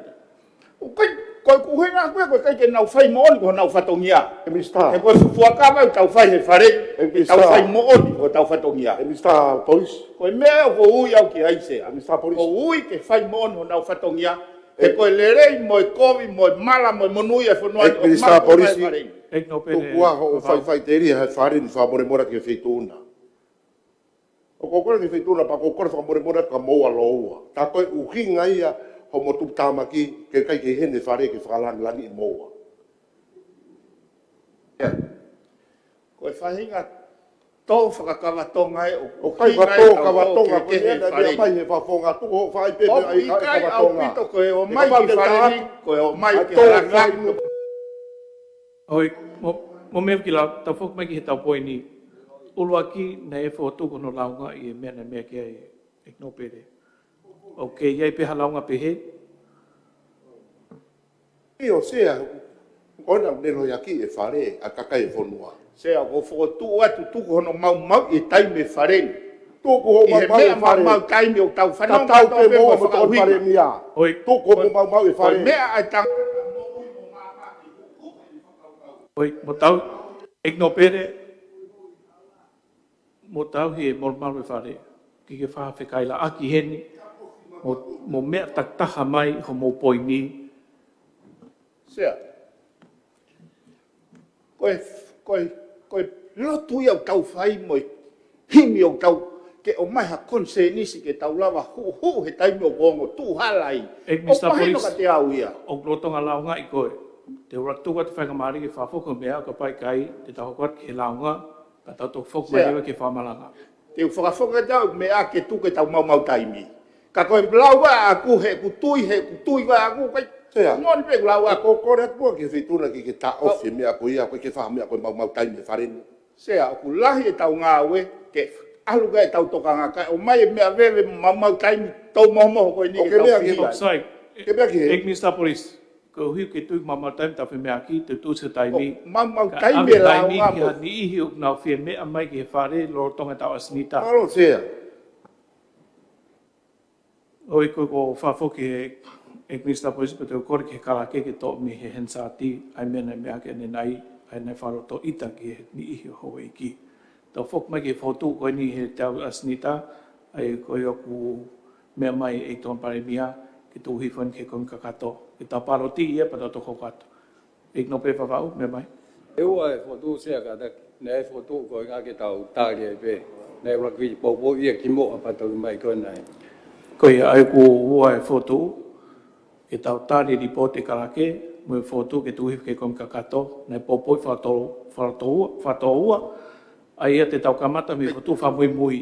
Ik zeg dat ik mau ook en as kan me ik toon bare mia. Mana ni foto ki mo. Na os mai mai ko os female mai, te tu ku mai ake. Tau whamahino pe me e tau pai mea. pa tu wa. E tau pai mea. Me ai. Mea mai nge e tau pai mea pe koe haho whotu. Malase na foto ado ke tu hifo ki he komit kakato. Ko hi ke whahatala no mo ngai foto. Ko e mea koe ku hinka no pele. Una ku tatau atu au e ku whakahoha a ki he whale ko lawa. Ai mea na toa ngai pe mo ku loto. Pak na whai mo koe whamoe ka ki nau. Maroi tōn pai mea mahino. Koe me Koe ke whotu. karake ki tau paroti. Ek no pe wawa, mea mai. Tape mai whitona ekse, tape o ngata mapenisi, tape mai hoe ke whare eiken. E tō mua ke whai aku ki tau whaa to e ko i ngau kau e motu ani no tuku aki i he launga ko e nisea. Kia te au koe mahino e ai tūtū ni ho whare nisea, ai prosita, o e uhinga, o e roll call, te koe tari ui, koe mea ia ai whitona. Te makatū ngare wale kōti ko ia i he tānaki, he o karake, o ripoti pegi hau te pire. Ko e launga ko ni me kau whakafofonga, o kai aha to tonu ke launga, hame e mipa, guri aki, hame e mipa. E kai ko sea ia e whare area, o kai ki hane karake ana, i e whare area. Ai anga e prosita pe koe tūtūni ngahi, tūtūni ho whare. Sea, o wepe tūtūni ia, i ho toki tūtūni, ko e ua fitu, ua walu, ua hiwa, ke uhinga e tari ui, o i kai ke mahu ko e hawhakataho. Taka osi e vae ua e aho, o kuri aki i kai ke iai hane poaki, o kia lewa tūtūni e mawhai o e whaitona, e to'o e aho kakato, i he mea ofa ai whakafonga koe a. Uk wheu i. Ko hai to tonu ha whakafonga, ke tūtūni e whaitūna ho whare, i he uhinga ko whare. Ko mea urawe i he matuan, ka mai e whemea ki whai ho whare, o kai ko sesi nei ni ho whare, o tua e tūtūni whakawhare area. O mea mai tokon bare mea i he uhinga o e occasion, whakanofo. O tonu pe ke ki mea i lere i pehe koe toke tāe. Ke o e o wau no moro o e tūtūni o e āsenita, o e uhinga e tariui, o e mak whare area, mo i ngahi whakahoko whakalangi, hange koe ni whanoko. Ke he mea i sea o ke uturi tonu hi au, tonu pēla au ngā ia. Ka kia te au, ko mea koe ni ke o whai whemea ki o whareni, ke tuhi po ki he komit kakato, ke to e tuku ki toa. Tūtūni e whaitūna. E koe whaitūna pete ke tūtūni, ka ke maa e kolom, osi. E kai te hatati tue la au ngā i ko ta au whi whare, i he mawhai o e sea. Ka mea koe ke hoko atu ai whare, koe uhi ngā okpehe. Whaitūna, makange koe ki mea koe ni whai e whemea ki koe ni. O ki o te pire au, pia mwe ngā au e ai kalake, ai ne te pire, ho whare, o makatu ngā. O kia tui mo ngā hitu tūni ke. Ka mama o ataha o se mai na tolu, malaware ba ke whai hono wakai. Ko whitūna pe tu tūni ke. Ko toi awe ki he komiti he to tonu e ko privilege. O ku wae ho mawhai. Pa te mau pore i rewa ai mawhai o whitūna. O matu ngā i ho whareni. Ko kore atu. Katoa e se maranga aki koe ni. O mau pore i ho mawhai. Koe mawhai e whitūna. Nei ke mau aho kakato. Ai poaki, peta e poaki. I he occasion o e whakanofo. O koe koha whare area no moro o e tūtūni o whare. O ke whitūna ke tūtūni pe koe ki he kalake. Toko ai monu ia aho taha. E kupu kua iwa. Ko mawhai ia sea. Kwa ke toi tuku ia ke komit kakato ke nau tāla ngai. Ko mawhai. Ko more nau ngari ho haa e whakaha e motuan. Ko popo atu, ko whare ni o whatu ai. Ai lao. Kai oua e mio i o nusi. Ke hange ha fō. Ke haupe mea koe koe polisi. Arat e regulation. O si ai hoko ni stūto ne au mo whare whaula. Ta koe whitūna, o ku iai e mawhai, whakahau kuri, o e hoko atu, toroi, e koe māroro, e koe whanongorongo e whare. Tūtūne whitūna, karaka. To o e awe taha, o e monu ia. Kai tūka e mā tāla ngai o mea. Ke awe ke komit kakato, e koe hasea mautoro. E vai pa ke mea koe ki muri, i hao whakataha lalahi, pa ke whoki mai koe, mau toki whakaharoto, mau toki mau tuki whokoe. E hoko e mea koe ia sea. Ka pahe ka ke tuu mau, a o mawhai, o ki o tohi tūtūni mo koni stūtone. Tūtūni koe sea. Sa i au ke to oa toha tau e taha e wae, to oa toa e panga māroro. Koe winga, koe kuri aki, ai whakalangi langi o e whakanofo. Pea moe ua, ue wha o mai e ka diplomatic envoy ke uesia a mea whakaroto whonua e tau a daina e pureanga kakata o e pureanga whakatuki o e whonua. Kuptolu hiwa koe nea whio pea na ia i e mea kotope. O ki tau whae ke tātou ka whonua. Buki lau lere i pe foreign policy. Se o gi whatondona te no. Ako whotu a tau sea ka tu te whakahafa more. O whatondona te no ke sea. E rea whakaha, maro. Koe mawhai e whitūna in teki peia. Koe mea ia mātu an ke whakotuu atu. E mau whakaukau ko ha mea ke lalanga i ha hala whanonga lelei ke kahau. O kui kai au pito ko ha whainga whakawhotutu e nia ke whakatiki tato hono tata kisea. Whakawhawha peho whakawhatongia koe whakotu na o te TPM-a Ka hui kai ko ha me enyo ko isio e whakalangilangi sea. Ko whakatu atu hui kai ko ha whare whakalangilangi e. Ko e whare whakasewaniti e. Pea koe mea e o tau kawe ki ai te pire koe ni. Ke pehe hono whakalere whareni. Ke taimi o ku ui mai aha ngahi whie mao. O ku nau ateni ki ai he koe taimi o ku wawai pange o ku wawai nau lue nau tau ki ai. Kai kai ke o mai o whai no nau whatongia. Koe poinia ko hanga o hakesia. Pea o kai ke utui koe lau maari e. Ke o mai a ke whakalere a ke whonuani me whareni. O tau hanga whaka-apa-apa i whakahoungai ai kau development partner. He ko nau tolu nau o mai e mea. Ke ranga ki o tau whare area mo ngahi mea pehe. Mr. Kosau, ini te taha. Me mai tō tato. Tamai koe nai loi e kau koaki. Koia? Tō tato ko swafoki e kunistane mea. Koina mai ia toi whawhe mai. Ai tola mai. He koe osmena ho toi o whamore more nai koinu ke toi whotu mai pe. Ai hala e kau mea koia. Sea. O ane awhia na u. Hau fuhu pia. Koe ki toi fuhu au. Koe whamore more tau ke pare mea marolo. Koe ki te aha lau maari whakikihi pehe e au. Kau hame ko tau whio ai fuhu. Ik no pere. Kai mea mange, hame tau whio ai fuhu. Ik no pere. Kau hau fuhu pe mo au. Kat ke karake ki tau paloti. Kau ku mea ne rei pehe ko hou eiki mo kakai whonua mo tuani.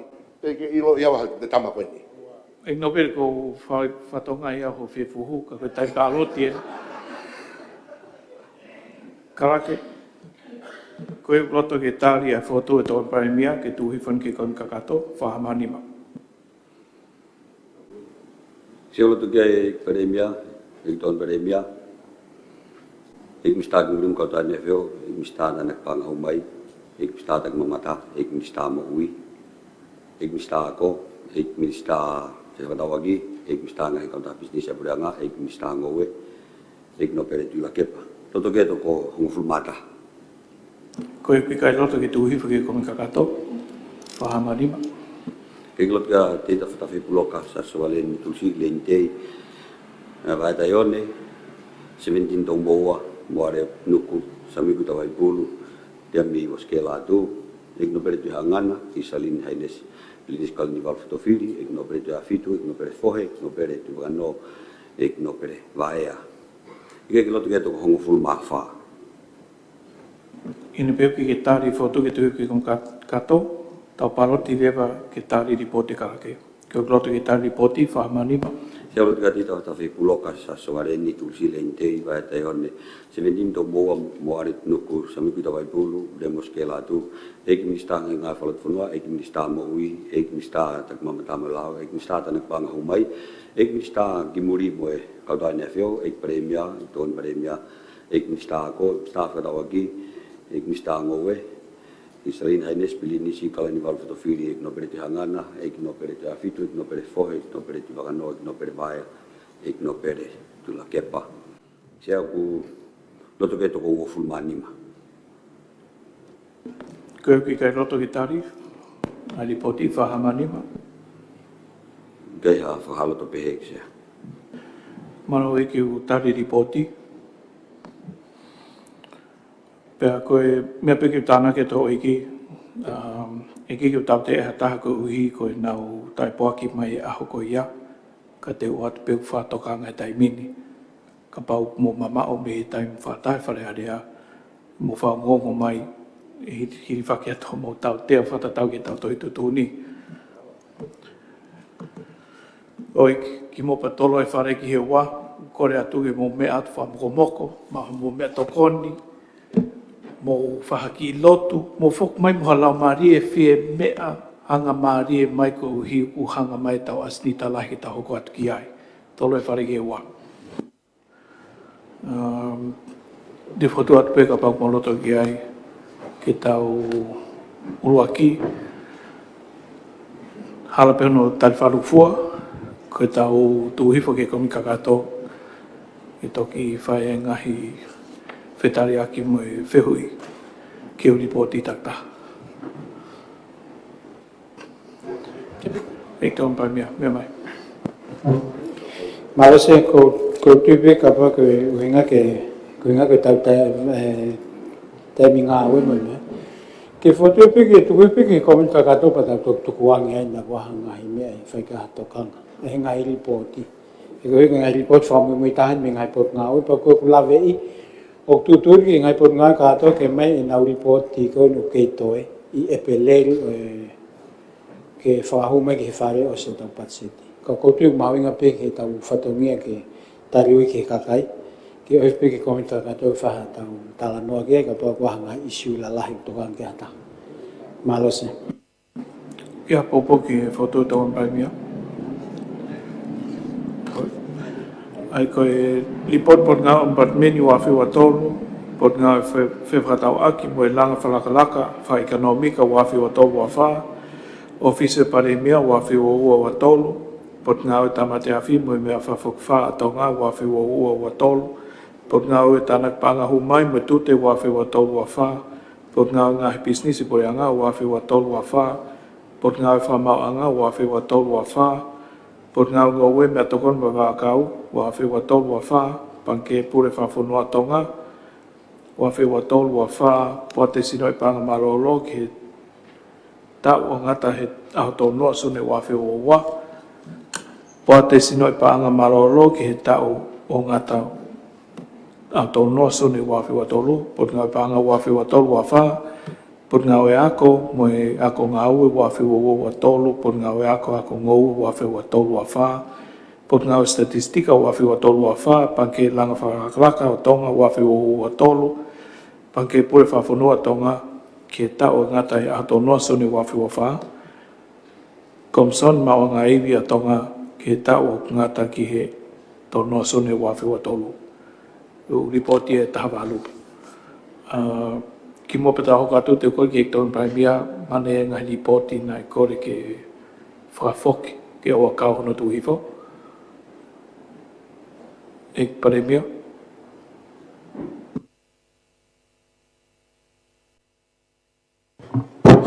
Tapu ke kamis kauni pe ki he ek siapa pe ke oe ki hawhonga no pere pa pe ke oe ki kakai. Se nai pe ki ripoti hen ai panke pure.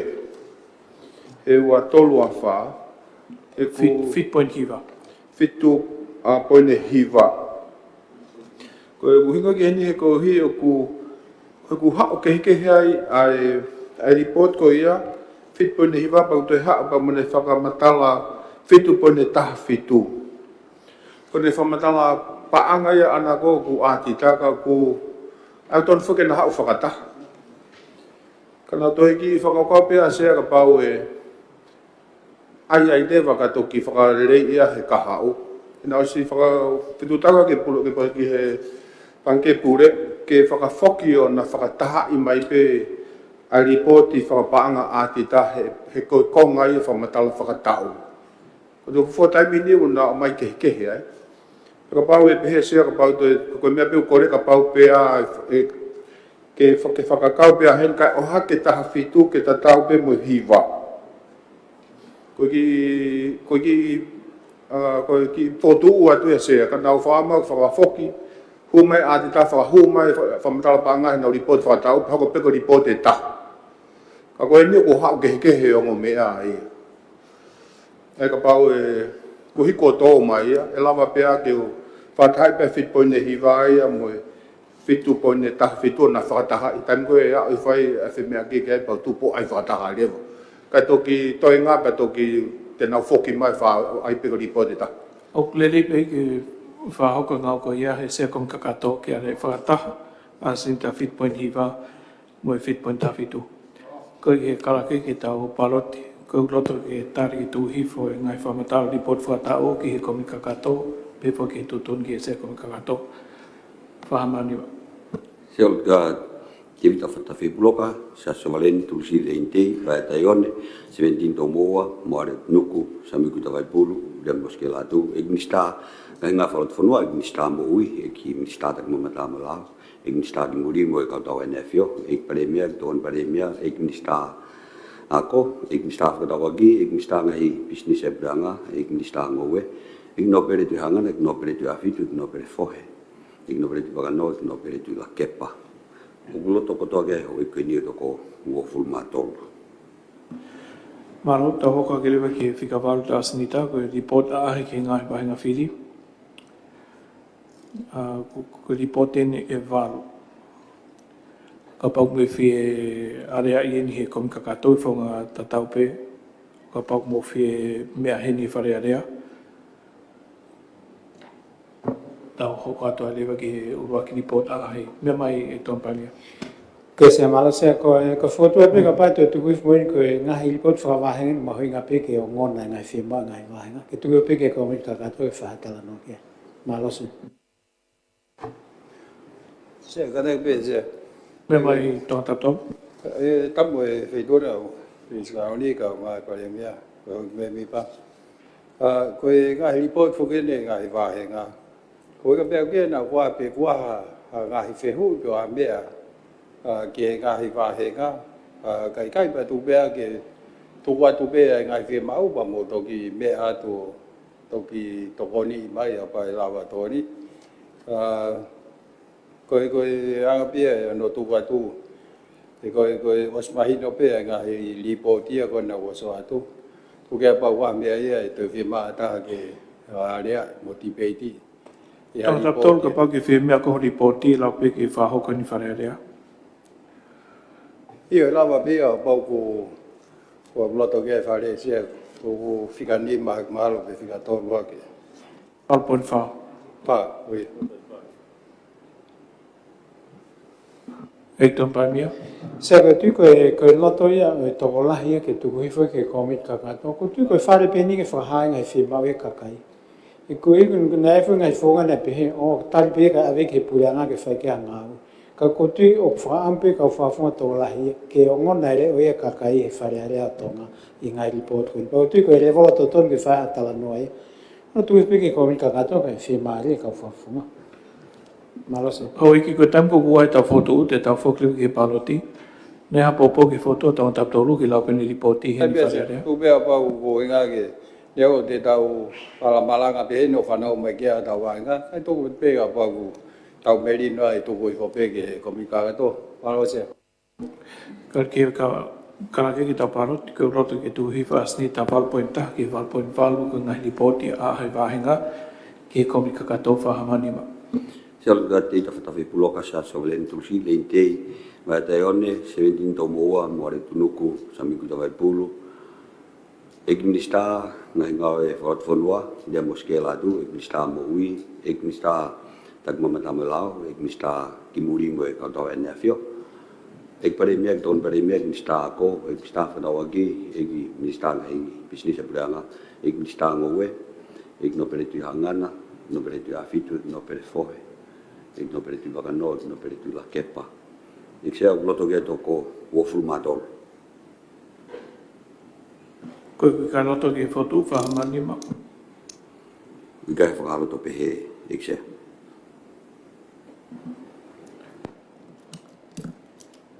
Hoi ko toinga tau ngau e whare reau ku lotonga toloi o haingi koe ku hātu i he asnita whikahiwa. Koe ngai ngau ko tu hivu ki he komika katok tā nake atu ki he asnita ku hātu he whikahongo fulu. Pointaha ki he ono. Ko peke se komika katok i whatonga i e ripoti panke whawhonua tonga, fit point hiva, me fit point tafitu ke ale whakataha tai mua o ki ai. Hoi ki koe la whanganga nei tuwhatu e monite, whika waki wafe wa nima, la whanga whatonton ke ngai whitu taki, i toka asinita i a te pire monite. Nei tuwhatu e tusite, tau whakau asinita e monite. Tau ngā weki he komi kakatoho eiki, tau ririo komi.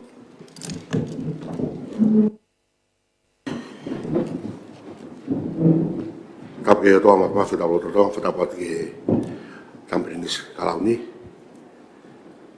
Kakwe minista ia e komi kakato tapat ki pare mia tonga kau mai hoi minista. Ka tapat ki kau no pere. Tapat ki kau fafon kakai. Kau ngau e ki ope ki kakai fonua. Ma taha ko toa peo wang ki ai whemea ki whare rea tonga. Tau whawhitai pe o eki ko mo lau maari rei. hoka ta tau ngawe e komi kakato. Mo mea pia komi kakato koe whatongia ko mawhatu i toki koe uhi ki e motoani lahi tahe ti peti e whai i e komiti koe ni. Ka kou whamalato ka mautoro hoi minista. Ani awhi na mo hoko koe kau whakaanga ka koe ahoni ho mo hoko koe kakai matua ki mahu inga buida buida i whareni. Pea mahu inga ho mo whatongia. Pea koe nihi o kui he mo te pire koe o nau tolu te nau whai ai whakaanga o whekawaki mo e ngau e whareni. Taha mea ko whiwha mana tuatu ki tohi kula kula. E kai peke u te while atu, pe te ute talatu, ka koe kui pe ha minista, pe ko ha memipa, pe ko ha ikino pere. O ke whakawhai ngata ia e tau ngā ue, pia mahi no rewa ke he wheituna, e iai rewa ai tau tea, e koe ngā whatongi ia, o ki mautoro, o ke kau sea i e whare e ikini. Hoka te tau ngā ue, ko kore peke he tamai ngā ue ke nau tokoni mai, tau kamata me he lao, whakanganga, whatontonu, ke ngai businessi, ai porea ngā.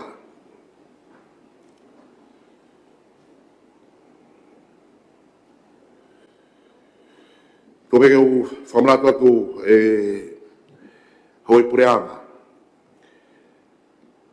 Koe lau koko mai pureanga ko kore atu hei kai ke mutu kwa ki e motolu koe hai nane whakahu mai pe koe pureanga whe. Te ke mea hake o mea mai, koe lau ko niu whelave ia pea ho katu rewa whe mea ki. Kai ke utari ke whaha whetu kwa ki o pehe koe pureanga.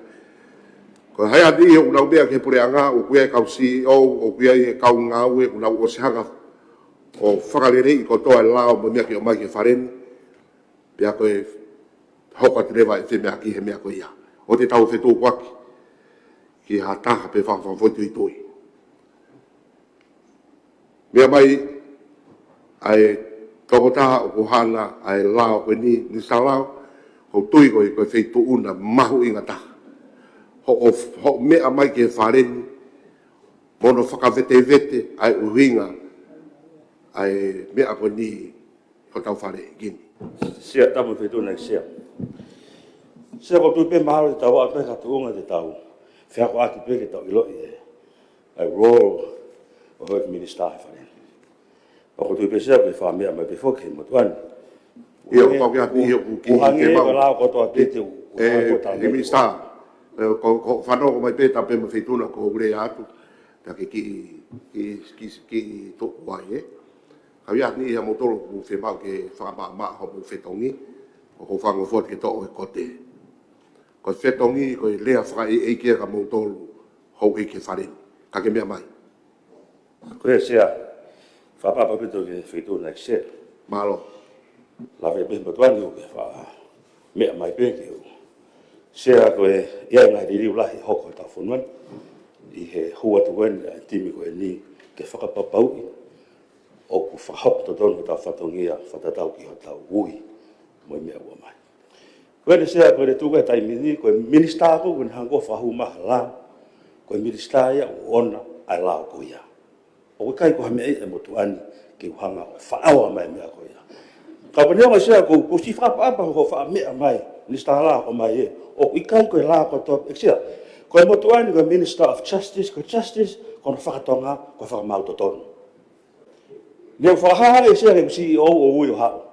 Mo ka o maha lau kabinet, ke tau whakatonu tonu. E minista, ko ui tō tolu pe mahina te ke mea ki tūhai, pe mea koe ki lalo koe koe lao ia ki tūna. Mea mai pare mea ia koe ne lao. E minista, o e whamau tō tonu mea ki lalo. Mea mai koe pare mea. Tape pa me whetūra e sea pe he tambris kauni pe ke hoi ki. No pele pa pe ke hoi ki whawafonga. Sea ko ki lawe ben ko ki la fu ni ne mai i he rotonga ko ki la fa foi tui. Ai ne mai ko ni i he tau osi. Ai ko konga la pe o ni la ko ni ko me la he ua. Ko kupu ko ni nima i he la ko ngai business ko ngai ka ta business e pulenga. O ku aspe ai firma ko ke whakahu mai ka wi kabineti ke na tuga time ke na whakahu mai ai halao whakatūtū ni whelave mo kautaha fo'ou o ku hu mai ki he koe hoko koe kautaha pisinisi purianga pe koha whahenga kautaha ai pisinisi purianga ko tuu pakai ke toi hoko atu kana e whai ai whakaamuia ai uhinga patonu o ko ngā lao koe ni ko uhi ke tohui i he kupunima koe hoko atu ke kupunima tolu fo'ou ke ua toe tuku ki he hoi kabineti ke nau toki o mai ki hen kai fotu pe ha taimi pau ko taimi ko ka pau wa business a pure anga ko fokotu pe ku fe mau le vai ke al ke kabineti pe fa hu mai va pe ia ki fariarean ko uhi ke mahino ku kaui ngai business ko a pure anga pe kaui i he lao ko ke ngai business ko ne tariu mai ana ia ki he wharearea koe o ke wharearea. E ukehe pe whoku ai te whtui lao e ukai lao e koe ngai kautaha. Ku pau ke whe mau ia ke ne resisita pia pau ke whai pau ki ai. Pau koe ai koe tawha aki ai koe ngai kautaha whakalufua. Ki he lao koe o ngai pisinisi. O kautaha i whonuani. Ka koe tawha aki ni tari koe hau i he wharearea i he lao koe ne ngai kautaha. Ngai pisinisi pura. Paku hinga ia. Ai kup koe ni se a koe hui koe na whai fuka tokanga lahi ni na whai tokanga heni ki he kautaha koe ni lulutai ai a koe taimi lahi na aina futu fuke wafe wanoa ka koe uhinga lahi a koe mai kupu tolu fo'ou nima kupu sii ea ku aspe ai ka paurewa kuha pisinisi ai pure anga kure sisita ea o si kaumoia i he kautaha lau kautaha ke o mai rewa bea whakahu mai ki he schedule pe koe lisi ko ase he lao te ftoi lao ke kaure wa pe ia koe pisinisi ia ai pure anga. Pe ka paure wa koe ke rotonga, ka paure wa koe ke lere whakataha ai whareareani i he taimi koe ia ke toki whakahu mai ia i he taimi koe ke hu mai rewa he taimi koe ko kamata ngai wharearea. Ako kupu loa ki ia, po ke kupu wape nai hua kupu taha wha. Nai ki whakamono pe ki ai ke uhi koe ka ngahi lakanga ko he kaupoate ko ngahi business ko a pure anga ko ke fe mau la ko ni ke tuwa ki to pe ta ke ta ko to pe fonua ke na to mai ki ai pe to faya interview ia pe to hang he minister ko ngahi business fa ho ke kabineti o to ki fai mai a no fil ki na ko hinga pe ni o ku ke hau ke kau he la ko konga ia lao e ko tu he taimi ni ia ko tu ni ngau e be a pure anga ko pe maluanga ne hu mai fa motura va ki lao a ka uhi ke mahino ko pau ke fai ke pa ko ta tolu be se na e ke askon i he risi ke whakakau ai e kautaha koni wapuna lulutai ai hui he risi he te pire ai ko ki ko taumua pe o ki kongala ko ni se whakufui tui ko ni ke whahu mai ki he wharerea ka kou lawe pia sea ke mea i pena ai ngā aue pure ngā ki ai a kon ko toke osi ke nā wana na ai tutu uni ki ai ke pehe ke kasete i tutu uni ngā au regulations ka teke ke lawa mea ko ia ke mau ke pau te whai wakai ki ai pina o tonga ko pehe ke whakahu mai ere vai ni ia kui ke whai mo whakakau ere vai ni ia ai lulutai i he kautaha ko ini ke uhi kai lawa o whai mai tariui mai ki he ni sea ai ko ki fotu pia se mo fa mala ke tau mo o ki lao ko ni malo bit malo hoi ko moto ke mo tu ni mo bia ki kup ke tu ni kup te wani mai o ko filave ia pe mo ai u kupu ko to ko mo la fa nga ai ko ma fa mo tuani te tau ngawe ake fonga ko ia io me mai to tap tolo Alo se ko ke fata puten ke me bi pa ko ka to ke fat pa ki fata no ape ha ke be ai se na ta kon ko hiri na fa fe me a ki ke la ko ni pa na fa fe mai no ki mo pare mi a ho ke ave ko lulu tai ki he pap ki enterprise ma fa ma lo ke pare me ni ta mai fa ngau ke ai kana tu kap ne ti ai ye tai mi ko ya nai ke pure a ga an bo tuan ka ma ho ik mi sa hen ke ave ai lo tai ke e ka mautoliu ko kia mea e fufu. Pena e whai tūtoni rewa i he kupu aka nge lao public enterprise i ka.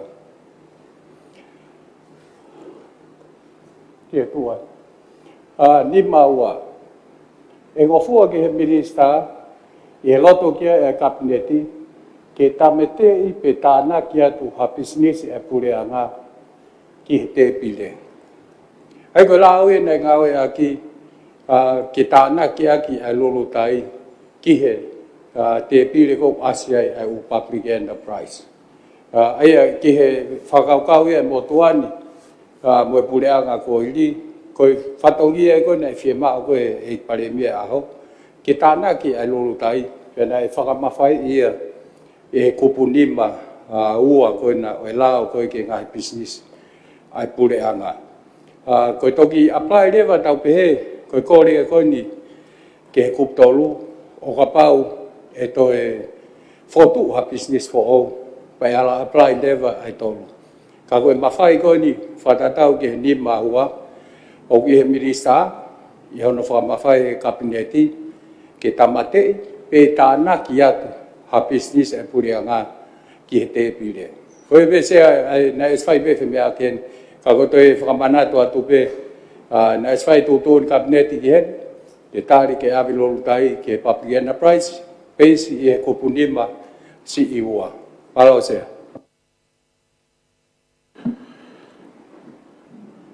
Malo, haueki. Ko wakaitu pe kia ni he te whailonga mai, te tau alfa foi kupu le vai. Whatatau mo whatongia mo tuani, o ko whakamahino peto i tūtoni, o kia talateu, ko kore mo ke tō whatawhake talateu. Sea kata pe masi sea kai atu pe, ai kore ke whakamahino maangi. Aia tōm ke whahasio ki he lao koe ni, o ka pau o teike i he public enterprise ai lulutai. Wa pau rewa koe whai tūtona mau whai ke tānaki ki he te pire whanatau ke kupunima ua, ko os public enterprise lewa ai lulu tai e koe konga hi fo koe ai tāna ki a ki fa mui hage koe me pare mia o wasi ai ke tāna ki ai lulu tai ki te pile ka koe anga pe ai ko le fa me pege un famalala te se ki e tonta tol Io pe sa polisi. o kupu nema kupsi olaki koe ngahi sino whakakautaha, ai au kulisi i he te pire, koe ngahi business ai pore anga, ki he tau mua o e launi. Koe pehe koe kua o si hoko o. E toki hoko ea ka pau e toki asi he lisi, ai na koe na he schedule koe na kuona. Ka koe tutun kabineti ia o sfaia e sea, ka koe process koe ke foki mai o kau he risi, ke toki hoko koe o e public enterprise. Ai e koe na uhi ngai, hono whakahu mai, e pare mea whi lao koe ni. He ko te keke whakatakato whi process ia koe. Ngai business koe ni, ai pureanga. Koe whatotonu o papete ke mea hifo ki he nima ua, o pehe mai rewa. Aina kamata o kosia ai te pire. Pea tamai rewa he ua. E ngofua ki he minista, i he loto kia e kabineti. Ai ko tali e kabineti. Ke tamate to. Pe tāna ki atu, whahu atu. Ha business e apureanga ki he te pire. Koe koe whamalala ia e sea. O te kei ke i he te pire ia. Koe poini ia. O si tali e kabineti kau te ke hu e kautaha e koe ni ki te pire koe o taranoa koe kupsiwa. Aia e visa kata kwe e whatontonu. Aia koe kupu nima ua me taramai. Ko ne tali pehe mea koe whaunga ia. Ke to'o ai mo tāna ki ai ha business ki he te pire. Koe ne tali ko he kabineti he whatatau ke he nima ua. Tamai e tuku peke visa lao pe koe pare mea. Kana eswai tali koe kabineti ko uhinga ke tāna ki. Pika koe ko uhinga ke tamte ke tāna ki at o kau i he risi. Malo. Koe ia e sea. Nei o sfai pe e kore ki he Crown Loa ke na o mai e wharei koe ni.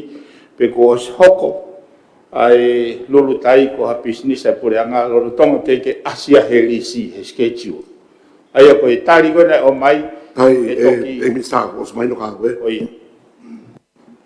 ai ko imagino ka te au ai e o postar ka ko toi ka ko be pipa ka ke lau bea ko hai tu unga ko o mea ke fai e pure anga ke whakakau hake lutai e risi ko o hange ko mea ko ke ai ko hano re fato rotonga lere mahalo fotutu po ko process ko a motolu a pure anga ke kau ai lolu tai i te pire ko ai o te mau he ni sta ke asimai kau te ke asimai ke fareni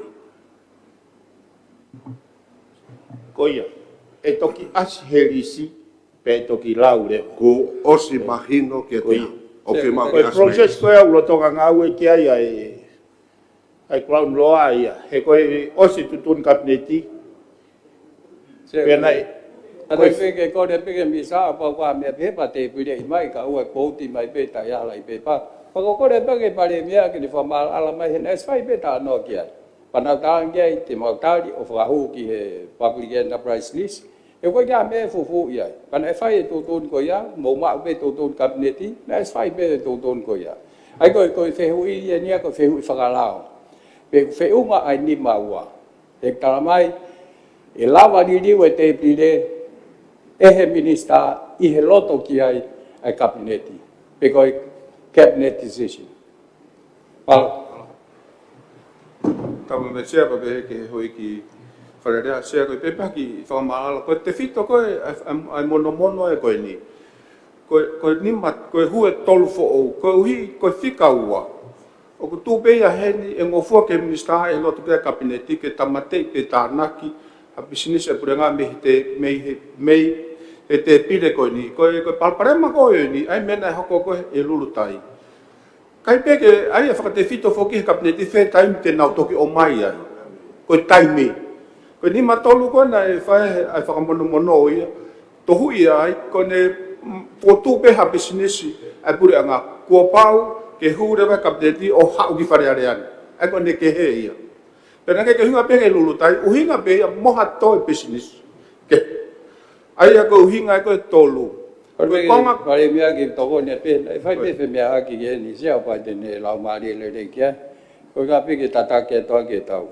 o ku kai ga pare ma pare mia pe mo tolu ko uhinga kia ke foi action pe ko me na fai na su tu ni kabineti fa ta tau ke kupua ka to ga business ia mo foto a pong e oscar lao iyo e fou le vai he tolu he ko hange ko lau foto pe alo public enterprise ka ko taimi ko no te ke tu wai e ngau e aki ai kupua ai ko uhinga ko e ku fa mala ala premia malo se tape ke fituna pe ke o iki komit ka to se ko ai ko tau mo ai ni ma tolu si ko hi ke ua ke ha taimi ko taimi ko ia ko na foto pe foki va mai ki he ko me ko ni fela ai ko fica ni ma tolu ia to si ko kupu ko fela ve ko ni mo me ko ni pranga ko ni ko to si ko smia te pare mia ko tutuni ko tutun kabineti pe ke fa tutuni regulation ke ka te ke fa tutuni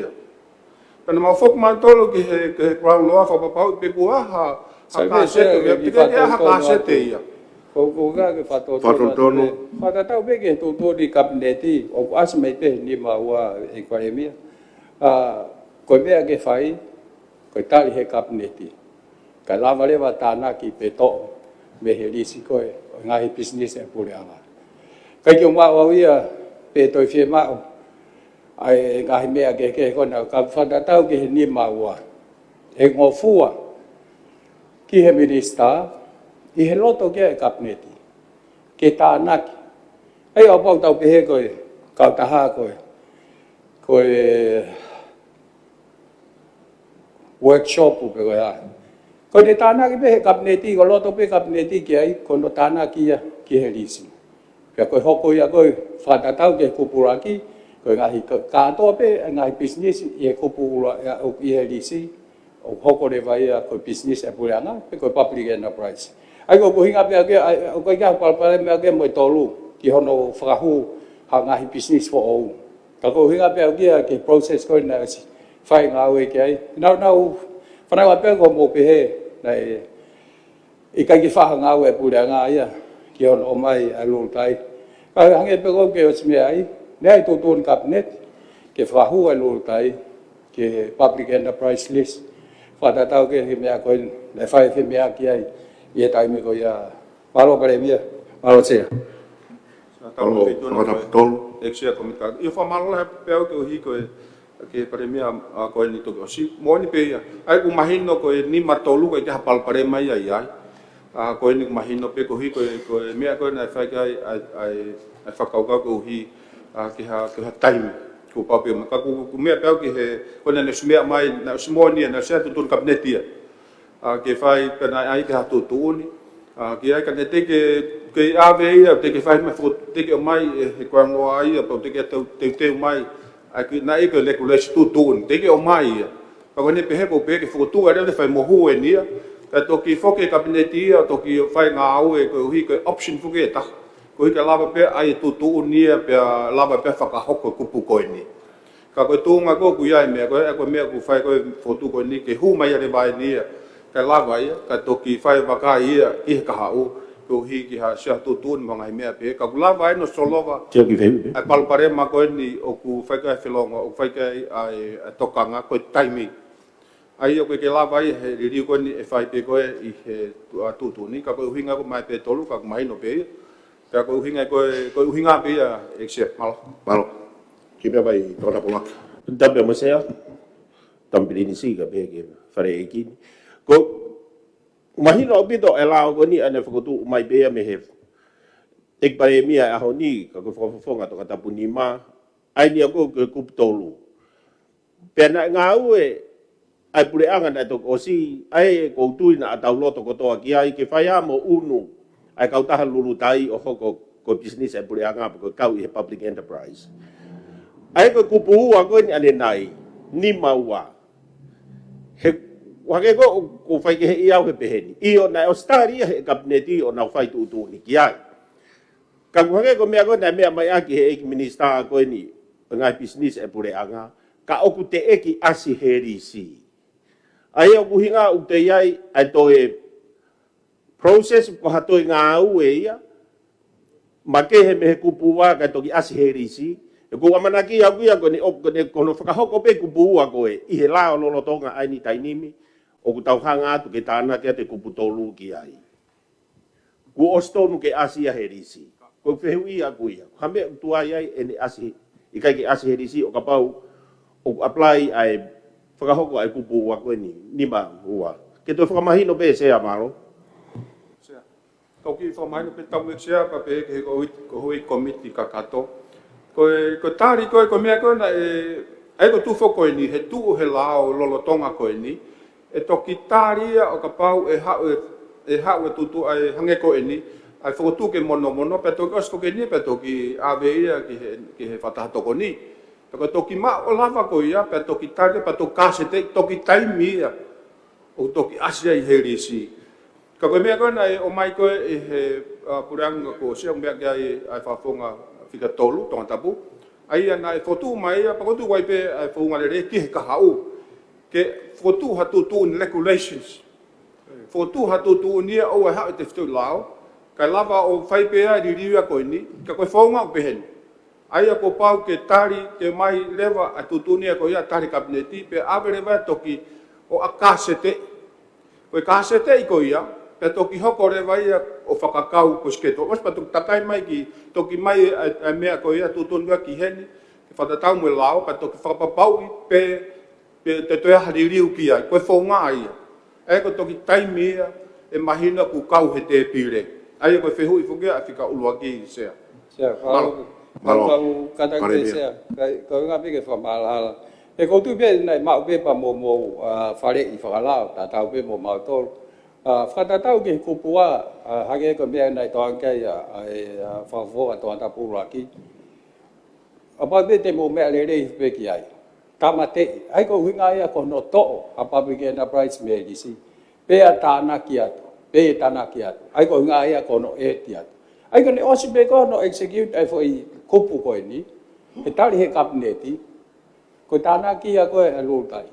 Pa koe ke mea ko pare mea, ka haha no kovi, ne talo mou viri, ke alo e lūtai o hoko, koe business a pure anga. Pa koe nei whai ngā ue ke ai o tāri, ko kukai mo lot matolu, ke hoko rewa koe business a pure anga, kai toi ki tōtoro ia. Tapu pe moe, e sia hoi komika katoka pe, kau ki lamet pe kia i kai. Ko hinga ko mea ko kuna te fito kai a fe ma ko na o hinga ki foi la ko ni. Ki ha toi fahinga business pe buranga. E kai ke ngata pe lulutai, ka toi fahinga business ai a puli anga ko pau ke ko toluia kabineto ha o ke taria ko ha tai me kabineti. Ulo aki ai ko ne toluia. Ka foki mai ki hewa. Ko nga ko tolu ya te ke taria e pare mia. Ai he kai lau ko ngau e ke tolu ka rewa ko famon wa fai tui pe ka sete. Ko la o ni o tau ngau e aki ana ko asia ko screen he tai ni mi. Pa ko hinga na mau apply ai ko puwa ko mo fe ma ke tanaki ai lolo tai ko public enterprise. And we did. Na mau fai be. Ai ko hinga pe kia ko e ko public enterprise. Tāna ke tolo e ke kaha u. Kai hoko atu e lūtai e ko public enterprise. Malo. Malo se ko ki whaka malala te pe. Ko tutuni kabineti o peheni. Ko tutuni kabineti ke ai a ke tutuni ke regulations. Ke whai ai riu koe ni. Pa koe regulation. Kato tono atu pare mia kata kisea. Koe o pai ka regulation ia o lao koe ni. Koe kupui lao pe aset koe nei mua ni maua. O pehe mai koe whaunga peke ke lawa o liriu a status koe tuunga o a business. Ko hono tamte i pe koe to oia kai reo ke te hoko kautahaka koe public enterprise. Pe ko ho tāna kia ai, o hoko rewa koe public enterprise i ho tāna kia ai i he ni maua. Ko ni ma tolu ia koe mea ke hei hake me koe na mea ke ane nai. Pe e tari pe i kai tau whamon huaf ke ane a whio a mui. Koe ko tu e tai ni me lao, koe ni ma taha pe moe ua. Halo.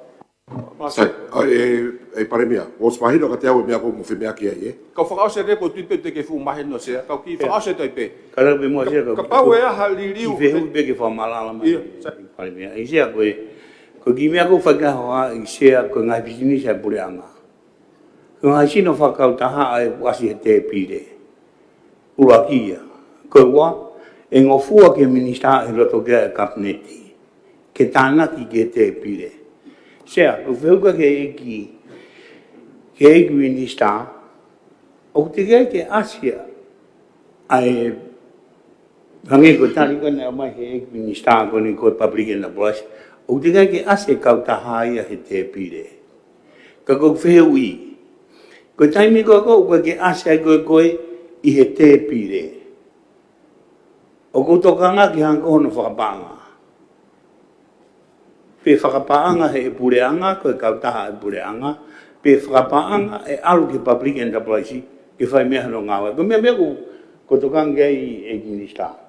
He kone tōku anina tōku mea ani mai e minista, koe public enterprise. O kai kia kautaha pe he ia, he te pire koni koe o e kautaha e pureanga.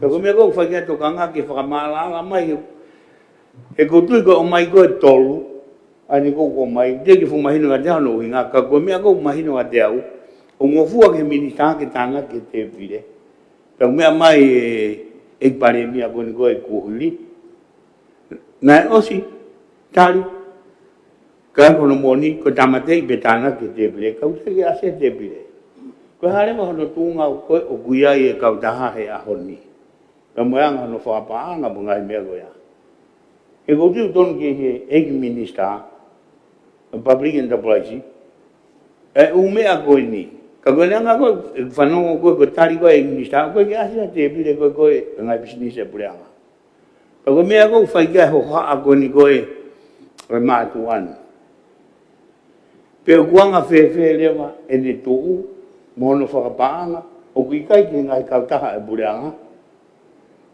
ka koe ne tuu koe o stanaki ki ngai kautaha ka koe ke asia ai Pag whalewa whiwhiri ai, pe koe uhinga mai o whika tolu, ke whakakatoa ke nau. Ai ko ni tu ko ya ko me fa ga wa se pe ko na ya nga fe ne fono nga mai. Pe na ya nga fe hono foro ani no foi tu ai pure anga. E ko tu be u ya be ko te bile ko po no hinga. Ke fai hono nga o ko ke se. Ko hinga ko fe u be se. Fai man fa mala. Maase tape feitona. Pare mia toa, mea mai. O ika mit kakato. O koe ko tari koe ke, he kai ke lava e hatu tuni pia kabineti ia.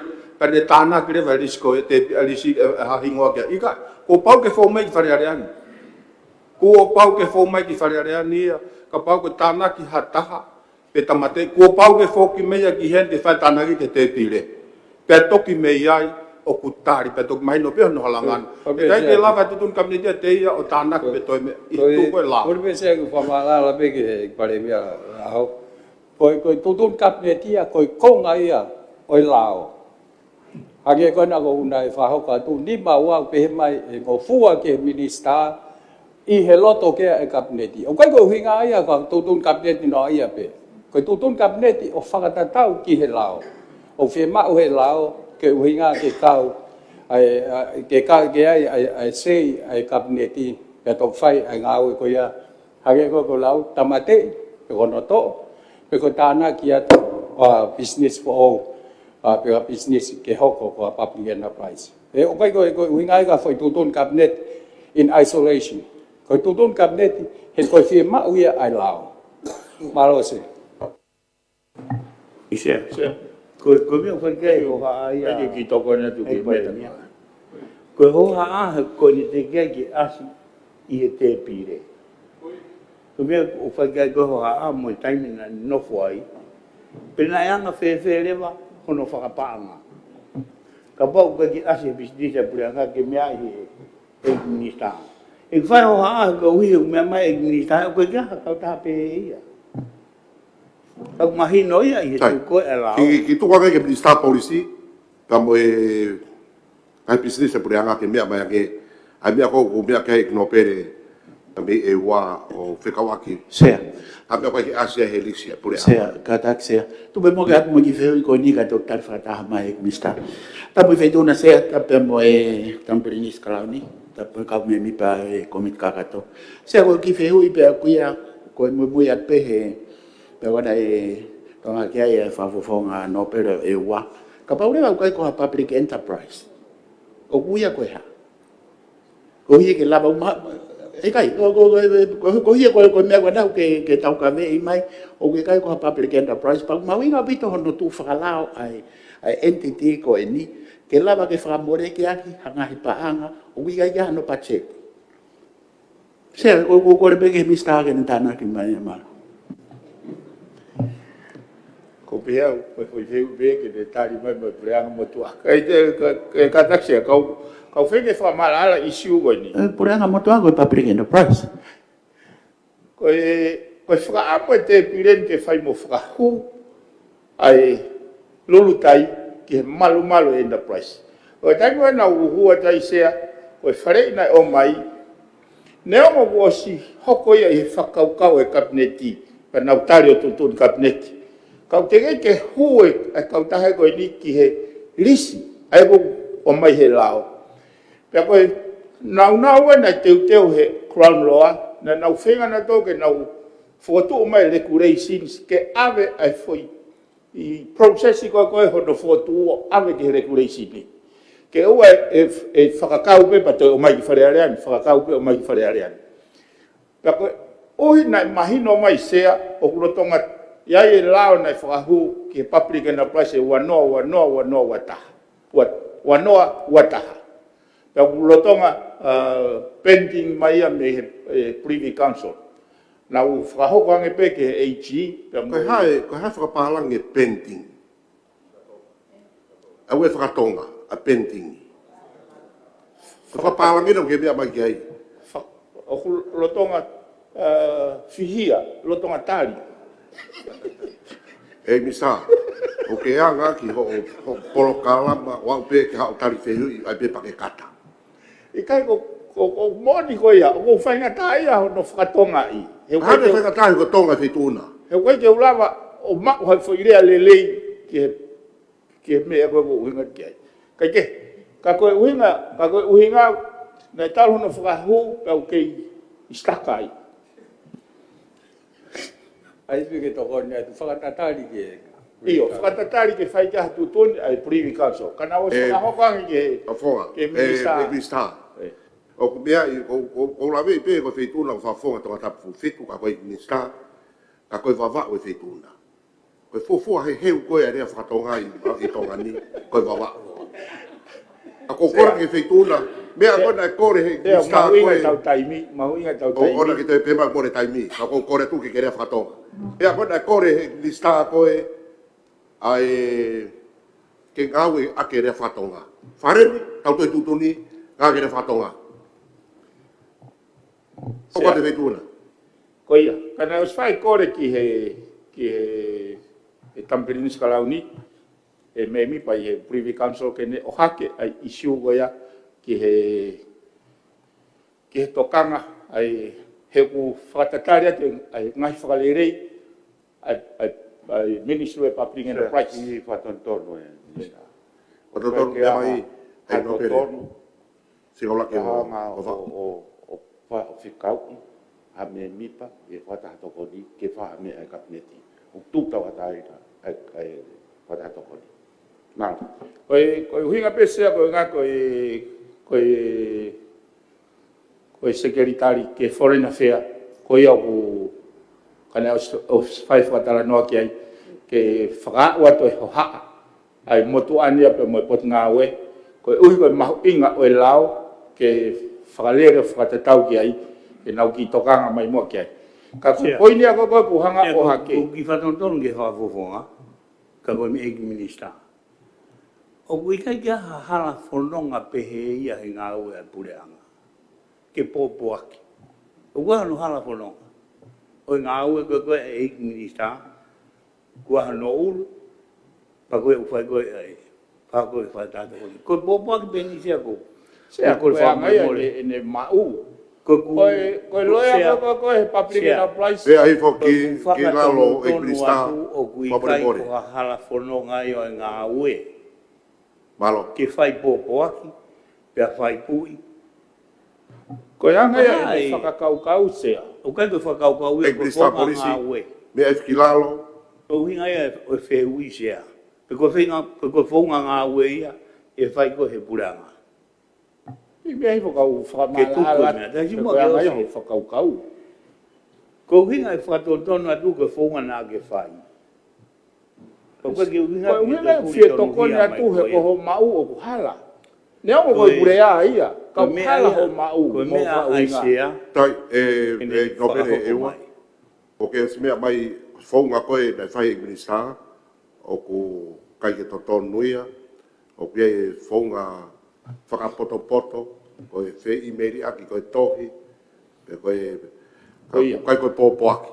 Ka kona kari mai minista.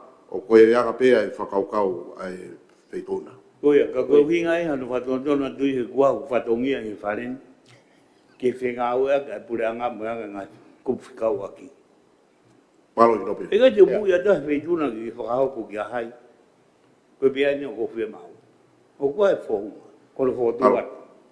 Koe hinga e ku whatotono. U whamalala pēa uia. E koe ke puri mea koe ni me motuani.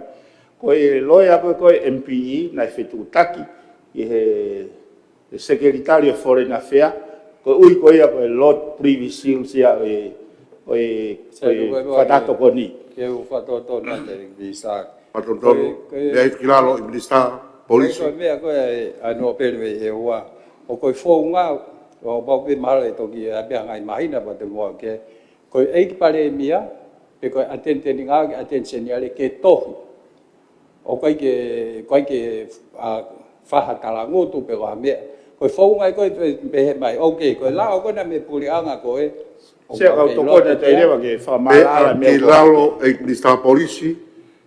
O ko te i talatou e rotonga whatontonu e ko tu mea pehe pare mea. Ai koe te pehe koe ni te alat koe koe pureanga whautam. Koe lao koe na ate pureanga koe o mau pou ke process e pe. Pe koe ni pehe atu o kai ke mau loto kia, kai whakafoki mai lau koe ia.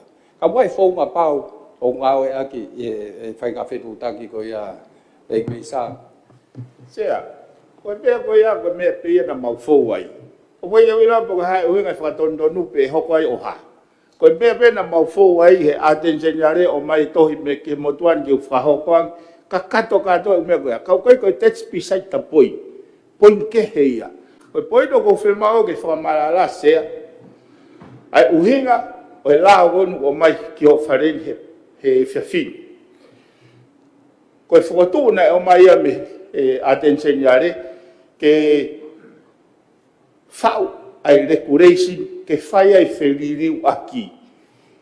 Mahalo ko hanau solo va anga ya nau tolu. E minister, o ke kia ha foto o mai e atensenyare ke fau ai regulation he taimini.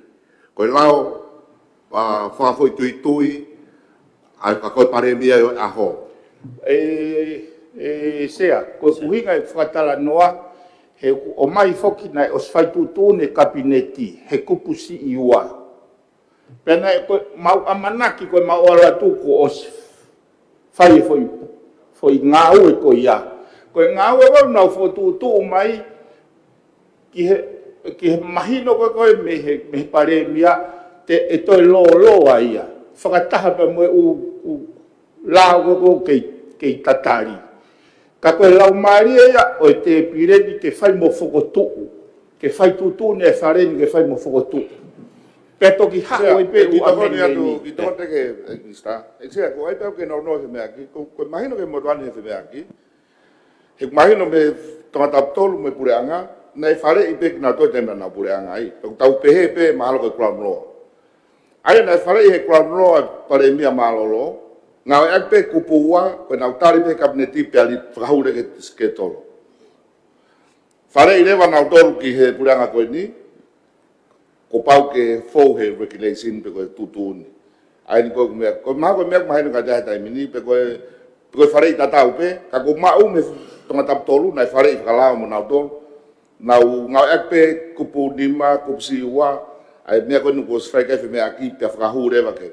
Ka hua te pureanga koe koe i hoko ia. Ka whare i nau tolu, koe Crown Noa ko hake koe ni he mea, pe koe atensei niare, pe koe hākua.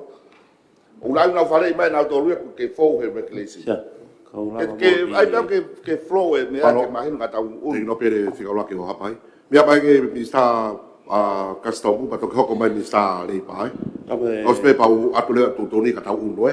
Fetu na exia, ka pe ke premia me tamplinisi ka mai o ki me mi pa komita kato sia koe koutuisa e lau mare lei pe tonga taptolu ki he pēko ni. O kuiai ha mawhai e ua o ku whainga ki ngā aue ke kupu tākoni. Po kore pe ko kau ngā aue sea, ka pau e ave ki mui ki he la lolotonga pe koe ne public enterprise ke te pire koe uhinga ki ai ke tānaki ki ai luluta. Ai ko te pire ne tū sea. Aia i he ne tū lolotonga, koe ngahi kau taha whikau ake a business a pure ngā kupu ni mataha kupsi uaki. Ko te pire koe konga ia o lao. Ko konga ia o lao. Ka tala mai pe i he kupu nima kupsi iwa, ka whema u ke liliu, pe whai he kabineti aina e whakakakato he kabineti ki mu ao kakato pe ia. O kuia ko policy sea. Ka kui kai ke ne lava e ia o liliu ai e lao koe. Ko whau lao ia sea whare area ma whai koe ke whau mo liliu e lao koe. Ko kupu ni maona ko ni stutone o ke whare koe ni. Ko hinga whakatuku mai koe a lao koe ni, kene liliu ai kupu e lao koe. He ke lava ia e a policy e a tutuni kabinet sea koe whare i whakalao eno o ko lave atu ai. Sea koe mea, koe tari e peke he mea koe nea misa tanak pānga. Koe tu e te pire i he taina i tāria ai foi lao. Ka u whakamawhai mai lewa he ni maua ia, ke liriu ai te pile koe nei tānaki mai o hau moe lao, aki hanotari he kabineti. Ai koe mea pia na uhi kai mōni pe... O mōni pe wafunga se ka nei kakato e nau kamata aki. Ko uhi ngau sea, koe whengau e aki koe ai kabineti, i hono mawhai whau policy, pia moe whare a lea, ke lawa li liu ai e lao ko e, ko ne aluto tonu pēni. Ai na whakakakato e nau tō policy. Kare pe minister, hake koe nā, o ke mea pe ki gai ko lisi na ko e ko puni ma ulwa ki ko na mea ke mi sa polisi ki mo ka ko fai tu dia kabineti me he tu ni ai lao ko fo ai ke fai aki hano Kake, moni sea, ka kono liliu e kupulao ko e. Kono liliu e la lolotonga ko e sea. E liliu ia e whare are a. Ko mahino pe Ko Minister Gaston, mo mea i whawhambre more. Ko mahino ke te au ai tūnga ko ki ai tau tipeti e taimini. O si tari he kabineti i he kupu nima si iwa. O whatatau ki whatongia o e kabineti aho ko ia. Pea kuos mahino ia. Ko pehe, tō kuate u mea kotoa ko ia ka motou pureanga ke motou whakakato mai o hange ko mea koni o mea ki ai Minister Policy. Ka pau o whi mau he atenseniare ke iai ha regulation o fōu i he fōunga ko ia, ta mō fōu moe pato ko mai ke wharini. E tau whoki lewa tau tipeiti, ki he, fōi laha koni whakafoi tui o e pare mia aho ka koe me mi pai a neafi. Ko fotua tu hou eiki, whakalao pe mea koni ngau tānoa ki ai, a tau whoki mai mo ke tau whoi lao e pare mia, koe konga ulaki. Ia ni tokanga ki konga ulaki, hingoa whanau mo hingoa huinga i rea.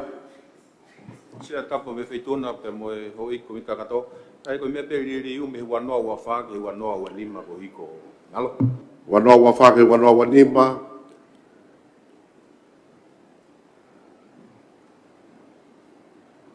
Ia popo ki ai? Iyo. Wanoa wa lima.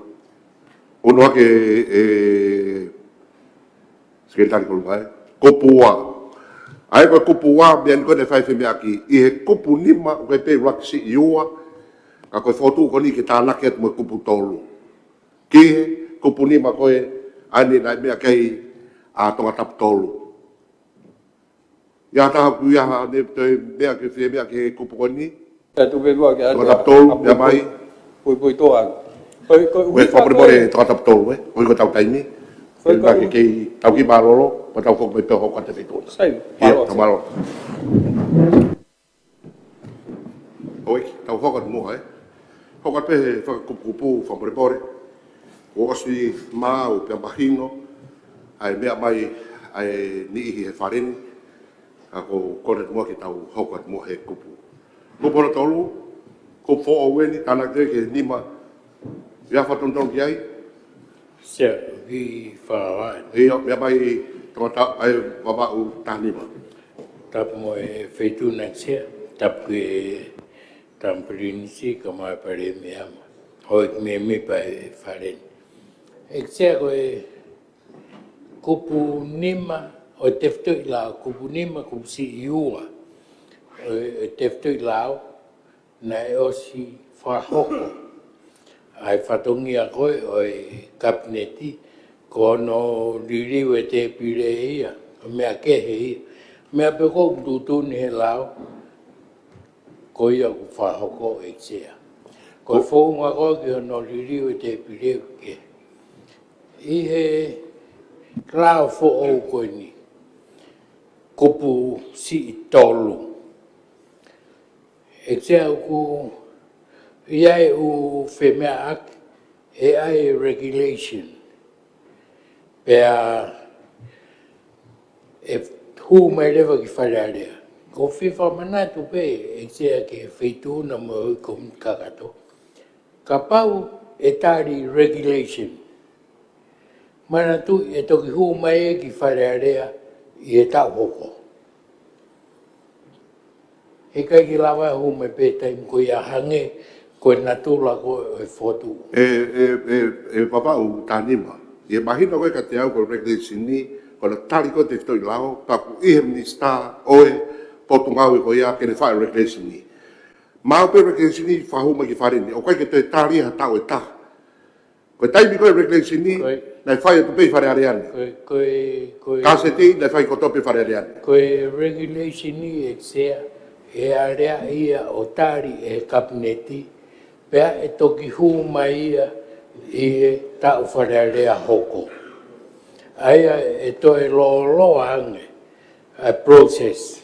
Ka pau ko e loto e whare ke whare rei e u tōnga ko kui ai kupuni ma kusi iua. Whakataha mo e tolu whewhe e sea ka pau e whakataha I loto e u mea ko ia I e kupuni ma kusi iua. Pe ko ato e whaunga e taha. Me e whaunga ko ni ko ai ke whakahu I e kupu I he lao. Mai noi e sea e ririu. Ko te pire ia. Ko mea e hei kai ki lawa e o ririu pe taim koe aka ko e tutuni ai lao I. Ko e kapneti tentari. Ko ni tari pe ko ni lawa e. Ko ki whai e whakatontono te pire ia. I whatongi ai e kau mea ke. He koe pau te mea e sea ke te pire taimini. O kui ai Shipping Corporation. Hame o kai whai mtamte e kuwholoa e pekia ai kau taha ko ia. Ai o kui ai e whaunga mo ngā au e whai. Ka koe tutuni ai lao was kakato ia I e kupunima kupusi iua e sea. Malo o vita. Malo. O si mahino peka tau e mea mea mai a whawhonga tāni ma wawau. Koe whaunga na ngā ke kapinete ane hawhi.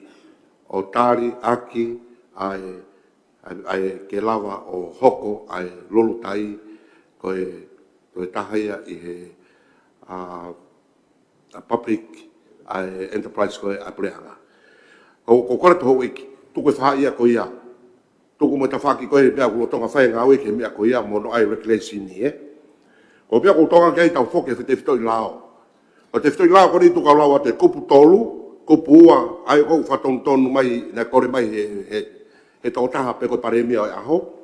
Ke whatontonu ai kupu nima, o totonu ai kupu nima ai te whitoi lao, aki holo whakahu watu ai kupu si fo au koe ni, koe kupu si tolu. Ke tō mau pe kupu aki, tō mau pe kupu ua, ne whai koe whai tutu ne pleanga au ane awhi, ton pe ia. Pero whahua tu koe ni, ka pau o kia I hapi smith fo au ai pleanga, au kure si sita I e lao, ai ngau kautaha, ko pau, ki he minista I e taimi ko pe ko ia, ke ne tānaki atu ai smith fo au ai pleanga, ki e te pire, ki e laoni, pea, koe ririu ko ia, ko pau ke o atu I e taimi pe ko ia, ki e wharearea, pe, ka pau o kui kai ke whakataha ai wharearea, ki e whakataha ai wharearea, e muaki hoko mai hiri hono tānaki atu, ai business wau ai pureanga, ki he laon. Ko ia pe, mea te mumia mai ai. Ia hapea u. Koe kau kua ulu lape pe au kia se, tapu e feitua, tapu e me vipa ko vika kato. Koe kore pe ke whare a pai. Koe uhika whoko, kai ke otomatik ai pe hono tānaki ha businessi, koe hoko koe business a pureanga. He asia I he kapai akpege te whtoi lao kupu uapu e tolu ai asia tau mua koe oi lao. Aia hopo hake tau mua ngai business e puleanga. Kua pau koe tau mua ko toa ngai business e puleanga mo e kauta. He kau ake he ngau e koa business. Koa business le rei, pake he tau mua koe ia ke mau ha tupu. O kato. Ai ko hinga ia e toki ko business pureanga ko toa pe o pau ke lele rei pa ia I hane tupu. O pole vai whakotu haka business ia o ta rei pe kai ke mau hane tupu. E whi hanga ia mo I kupu koe. Ai ko o pole vai te tau wheloto I pe ki ai e whi paki ai kupu koe. O kore pe ke paremia. Whi ai ke ua toi laka he tau e taha. Kai whi ngai ai business I. Ke au ka tua whawhi marie, ke lava mau ha tupu, kai tong tānaki, ke o ngā ka ua whepaki, wai kupu whā. Malo se. Se ako whi whakatontona tau ia ai whakaton lea koe ne kupu whā. Ke hoko tongi ke lau ke osi, he koe ngahe mislead te whakarea me whakaukau koe. Ua pau koe tau mua o toa o ngai business e pureanga, mo e kautaha whikauaki, ke ngā au e koa business le rei, pēa, ki e tau mua ko ia. Ke mau hatupu, pēa whakahoko le rei, I e whakatatau ke ngai business tatau mo ia, o kui kai koa business e pureanga. Koe se. Koe koe purpose ia, koe tau mua ia. Ka uikai ko uinga mai ia, ke wak whakalere ke tupu, pe toki ave ke public enterprise, pe ave ki hapoate. He kono moni se au kai ke mau he pure anga ia, he anga whakaukau koe ni e kau. Ki whatotora se. Whatotoru me kilalo, e misa polisi.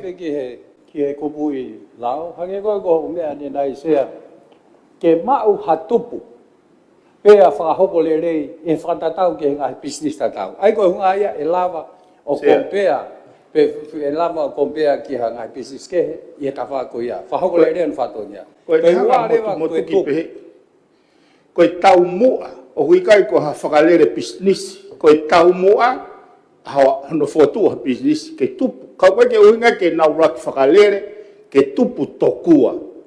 Koe koe poinia o kuwha, koe koe lau maari e a kuwha. Koe tau mua ngahi business a prea. Whatotoru, e misa polisi. Koe lao ko toa pe o ki ai hono tau mua. Pe koe purpose, pe objective. Koe tau mua o e ni ki he ngahi business a pure anga. Hage pe o asi atuana. Ko ngau lao, koe koe whamatala i mui, koe lao. O ne pehe mai ai ke mau hatupu. Pea, lawa o whawhiha anaki ki a ngai business pehe i private sector. Pako ai ko hinga i waka kore koe ki he pare mea koe ne lao. Whewhe ka ai haki i taimi. Ki tau oua e laka he tau e taha. Ke whakamapau iai o mau e umea kotoa patoa. Ko hinga o motore pure aga taini mi. O kai ko hinga ni te mahonga to whakahu ha ngai business. Ka ko hinga pe au ke take into account. Ai foi tutu, ai foi konga lao koe. O pau kia e tupu mo whawhihanak le rei ki a ngai business pehe i private sector. Koe anga pe ho tu ke pare mea e misa he ko ngā koe ne lao. Wa pau pe une tari koe. Pe ikai, ke pe ke tu koe pe. O whiwha manatu pe ke pare mea koe ai. E kup tawha kup si iwa. O whamanatu ke pare mea pe ko. Ke pare mea malolo. Alo. He kono Tonga uinga. tapu tolu, ngau e ki mai tonga tapu tonga tolu e, koe tau tutune wharini. Ko ia. Ko kuhinga sea he ku os o mai pe he lau ia whonga ngā we. Ko tau mua he ukone o mai ko he kuwha, ko tau mua ai business e pure anga. Kau koe koe anga hono whakarere. Koe anga no whakarere no whakarea ko he kupu. Kupu ono ua. E ki wheo i pe sea. Koe kau mai kupu taha wha.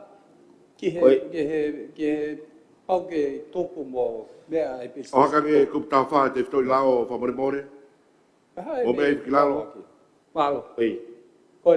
Whanofo mono tuku ki tua, e kau tare kita ki ngai poate, o ngai business e pure anga. Kupsi iwa. Koe ne whekauaki e tau Koe no whekauaki. Mama lere peho ka whamatara i ne whekauaki. Whakatatau ki he laoni, kua pau ke ikai whakanofo, pe hoko atu ha mea mipa o e kabineti, pe o e wharearea ko ha tare kita o ha pisinisi ai pure anga. Tuku ke, i he ngahi taimi koia o whotu wai ha pisinisi fo ou.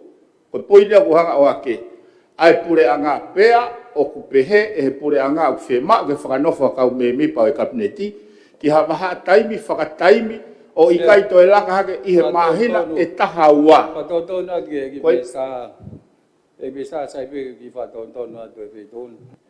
Ko e tau mua e ane nai kupwha. Ko te taim pe kou hoko ai ko ha business e a pure anga. Apply rewa e ngai close ke te kawa e. O pau rewa e mafuri tau he lulu tai o hoko ko ha business e a pure anga. He kai rewa ke ngofua ke kau misa ke tare kita tu ke hepe o pau tau konsita ko business for all. Kai lava peu ke heko ai. Ka toa upate ke he kai lava mi sa ki ai. Whakatatau ke lava. Ki whehu yangi ki tonga tapitolu. Pe o kuiai ha ne ma ki hafonga ngau he lalo pure anga koe ni. Koe ne alu koe o whokotu ha business for all. O koe ha option ai koe enterprise, public enterprise pe koe company pe. He koe uhinga ia o mai e kupui lao koe ha business for all ai pure anga. E tari atu pe te ke toi tari pe ua whehui. Koe ku whehu ia tu, pe ku iai hafonga ngā ue, te ke lawa i o resi sita ke uhinga i kupu koe. Sape o whamalala tu ko ngā pe ke wawe tau tānoa plai pe tau asenita. Whamalala ke tokoni ki ai ene ngā ue. Ko ia, ko business ko toa pe ure sita e ki minista o hoko koe company. Ko ne o sipe ko ya a pau ke fe ma o ke al ke public enterprise e fo ki leva ke kupun di ma ua mo tolu ko ni o foto mai pare mia kai dili leva the status me company hoko ko public enterprise pa o sipe lao kai a tai me fe hanga ai ai lao ko ni mo toi lao ke e malo he lao ko ni o tu pe to ko ni atu ko uhinga e ko re ke ni fa mala la ko hare wa ho fa uhinga ke pe mai go he kupsi iwa tuku kehe ka pau ko ha business for all o fe tai no for all business ko ke talia age ko ni apa nai fo tu ko ai tau bebe tonga ke polo tai nai fo tu ko company o spe ko no algo public enterprise ne ke ko fu a pe ka minister nei se ai pare mia malolo ye ko nga pe ke fa ngo fu he ko puwa he ko nga ko company for all algo public enterprise nei ke ko fu a pe ka minister ke na ka wai i he poate o ka bu apa pe fa ho ko ke to ko ni ka ko ke mai no ya pa ke fa ho ko mai pe wa fe ko pe he mo to se to ko ni aki mo anai he ke to ko ni ke ko fa to ngia ka tau foki mai be ke foi kupu lao ko re ko fe ma uia ke hu wa te kupu ko ni o ya pe ko re tu pe pare mia pe fe ke tana ki he ke o to ke no fu tua o la ka ta ta ko nga ka fa ma po mo me pa to ai o transition ke hoko ko public enterprise e ko nga kai a bo fo tu me me ke mo lo mo to ri pe sai pe ha o fa hu ya public enterprise ba sa ko ke tu pu ba ko ke lava o compare ke private sector mau le ba ai tau mu ai fa la ko ya be pare me malo ia pe mai pare mia o tonga ko mi ka ka fa malo pe to ki to tap tolu e ngai fa ka pe ko tu ki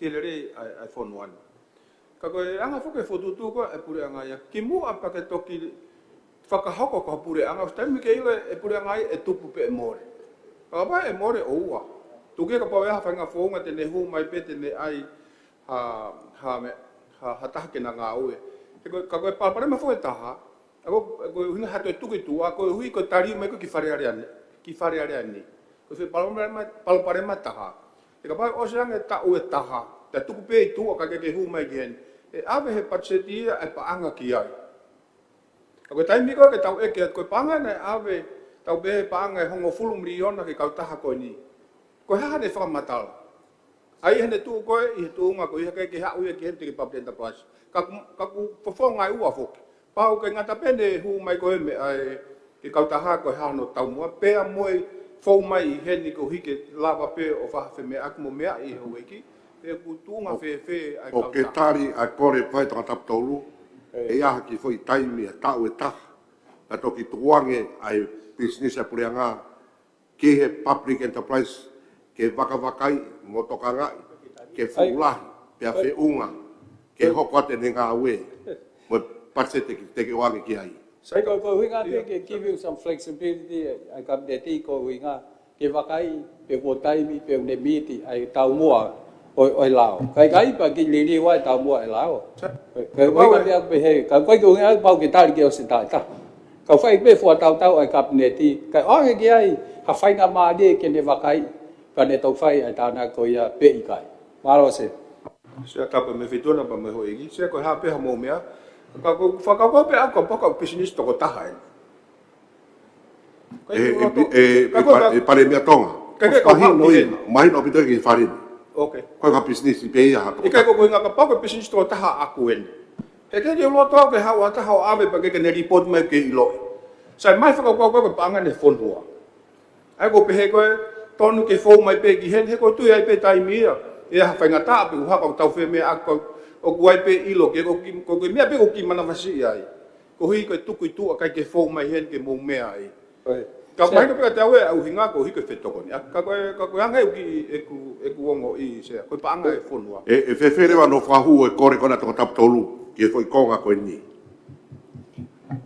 se ko konga ko kore ko to tap tolu o mai he kupsi u ku ta fa i he taimi i ngahi taimi ko ia o fokotu wai ha business for all ai pure anga o anga e mahina ta haua ke kau minister ke na hoko ko tare kita Ko poini ia sea. Patotonu kada bisa. Kapau to ya me ko business company for all, mo business public enterprise for all. Ko ka ju ma wa ki ai. Mr. Police. Patotonu Ik bisa. Be a le be ki lao. Ilama be ha public enterprise ha company a le ha ta tol ta fa. Pe to a be le va ke public enterprise he tu ai lao tai. Ko foi ta u la ki ko ya. Ngo fu ai ka mi sa ke na me mi pe poate. Ta be ta. Ko feu ia. Os leva ko ya. Kapai o se ta tol ko pa ave leva ke public enterprise. E malava ke uia ko business for. Ia ko ne to hu for we ke public enterprise. Ko public enterprise for. Si o mari ko nga ke mai no ya leo.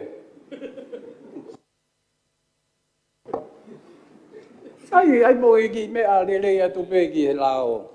Ko u hinga ya ko me ko ne fu ave ko ho ko public enterprise.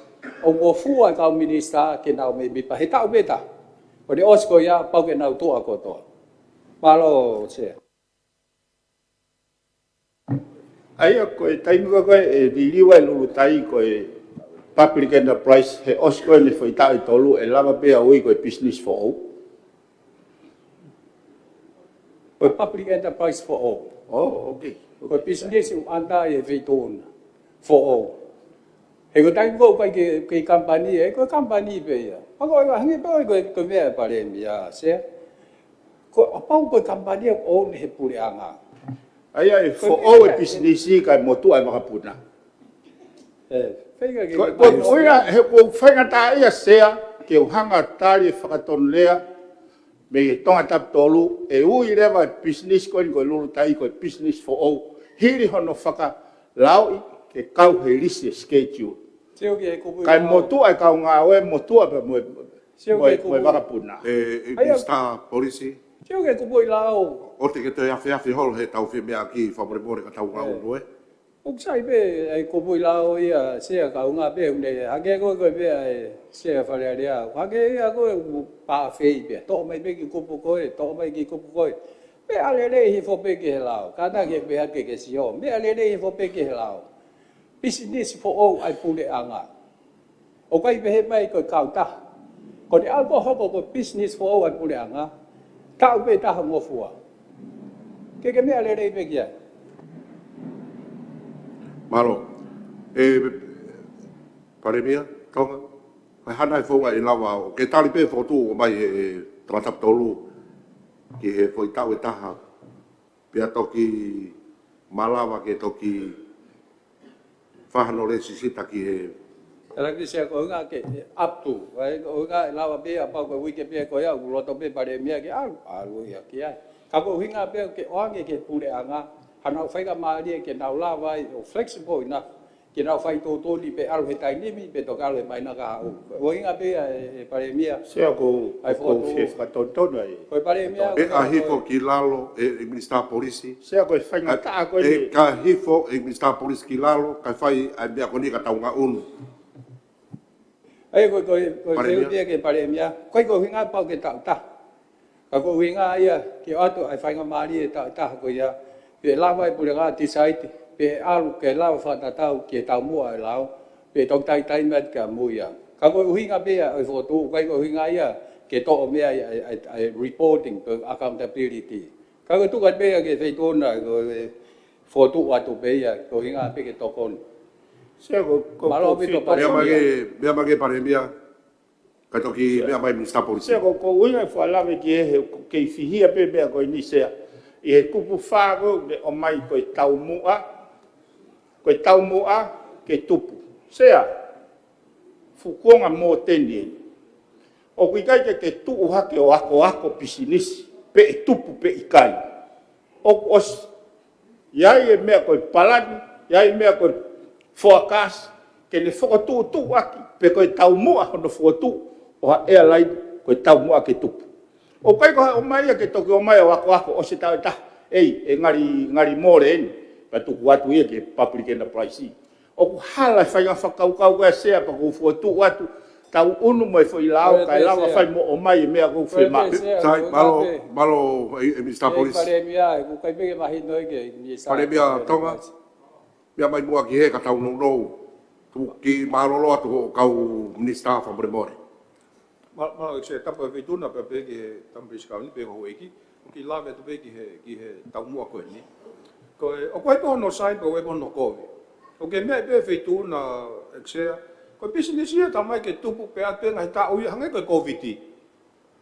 Ko ne a we covid na ke tau mua tupu more ko ia. E ko business ia pa we tai me tupu mo more. Ko foi me ta e pau fokia. Ka ko tau fui whakakau e tupu business ko ni pe tau ngā weki ai. Ai a koe o pehe tau mua tupu, ka ko nea ko more, o koe poho no uhinga koe pehe whakamatala ki ai. Ka ko ki o ngoi ka pau e whaatu i o pito ai mai tai mea koe ni ke whai hawakai. Ka koe anga fo ke whaunga totonu, ki mua ke whakaukau i ke whai whotua business, pau ke whai koe ui koe feasibility study. Pau ke whai koe ki mua, pe ku tupu pe o ku more, pa koe pe fo ke matuunga ki ai, assumptions.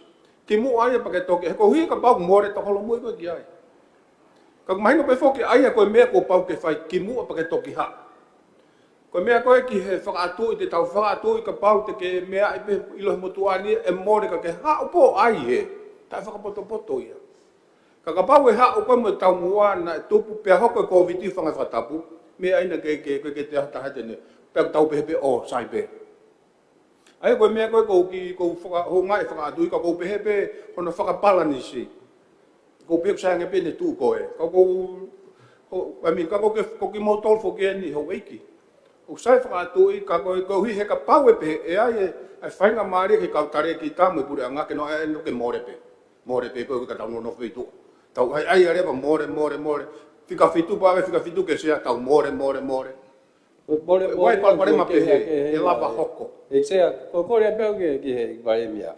O ko de mole ha ka ta lava pe tamte. Hage ko kupu ko na tau ki mua ko no to me he lisi ko public enterprise. Ko me ia a pure anga a ho ke de determine pe u ke ton ke le pe kai. Ko me ko ke he hage ko lau ko more. O ko tu ni a pure anga a ho. Wai tai mi hi tau tuku ai company ko hinga ko essential service o ne provide ki ka inga tonga o kai ko fuat ko metrics ia o kai ko tupu hange ko covid ka pau ke fai fa tongia ko ia ka apu dia vai ke puranga a ho ke ne hanga fai tu ni ke firma o ke le ai o ba o kai ke firma li e pare mia ke foto atu ya de flexibility pa tu vai a holo moi ka ke pe wa se le ko ti na atu be fa kau Malo. ka tau hoko atu a se malo Hoko atu e. Kopu tolu. Ka mo se ka mo ki fe fa spin ke pandemia. Fe hui. Fe hui de se fe ka wa ba mo tau mo a. To ku pui lao. Ke mau ha tupu. Ko me au ko fa ke fe hui e minister. Ko u se ve si ko to ko pure anga. O fa tau mo ki ka ka e fonua. Ko me go fa ko ke ho ha. Ka pau ko tau mo a ke tupu. E lama ve fa u se ve si ko e o tu ne ko ni stu tone ke fa he pure anga ma ka ka e fonua. Ka pau tau mo a tupu pe hange ko ni go me ko ni ala pe na mo re pe tuku. Ka to o yo me helisi. Ka ko me go hange go atu ka fa ta ta pe hange ko ni go uila. Ko se vesia ke kakai e fonua. Ka wa e lulutai. Ke u se vesia ke kakai e fonua. Ka wa e kasa. He ui he wheka waki pe ai tuku hau ko e kakai. Ke ngai business ko ni ko o whai he pureanga. Ka ko mea ko whai koe ke ai pe ku kei tonu ai tuku koe o whakakau ke whakatupsilini. Pe lama ke whai e se vesko ni i he tong tu whae kakai, ke whae se vesi ke kai whanua ke mama. He kumore pe bisini sia he kau ke whapaanga pe me tu wawe kakai whanua. Ko hinga ia whehui. Ka mau e tau mua ke tupu mau pe, e whe kakai whanua. Ka mau tau mua ia ke tupu. Whe whatongia e pure anga ke kakai. Ko hinga pe ia o tu whehui, ko tau mua ko whatau mua mea ke lao. Ko bisini si ke tupu. Ya pai Ko feui me ya. E komit ka to famalo ke fe ko ni. Ko no hinga foki ko ai ko business ko ke no ka potunga o. E ko hui o ko pe la fa business e ko hui ke ne toka ngai kina o to le yang ko business ko pau ke maha ki tup ke ne lava pio toka ngai ia ka ko fe hui ko fa o mai ko ai ki pura nga ko pese te fia ho tupu fe unga ka ko fonga na fai mai aki pese te hongo fulu pese te hongo fulu o panga na pe tupu fe unga pe ia ke lava e business o toka ngai pe ia o te atu ha panga me pura nga ka te lava pe ko ia o alu pe ko tupu fe unga ia lava pe o panga hu mai fe au ho panga hu atu ka pagu hariri o motolori mo u mea ko ia tene lava pe business ko ia o tatau pe ka to business ke e ku hinga lahi fo ke hu ata pura nga business e ko hu ke hata hai ke ne fai fatongia ko ia private sector ko hinga lahi ia pe ko hinga ne hu mai lulu tai ni ne ke lava e ka ta hai ko na ne whakalere ke ia te ia pe o fai fatongia ko ni pe ko hinga ko na hoko ni pe ko hu ke ne to taha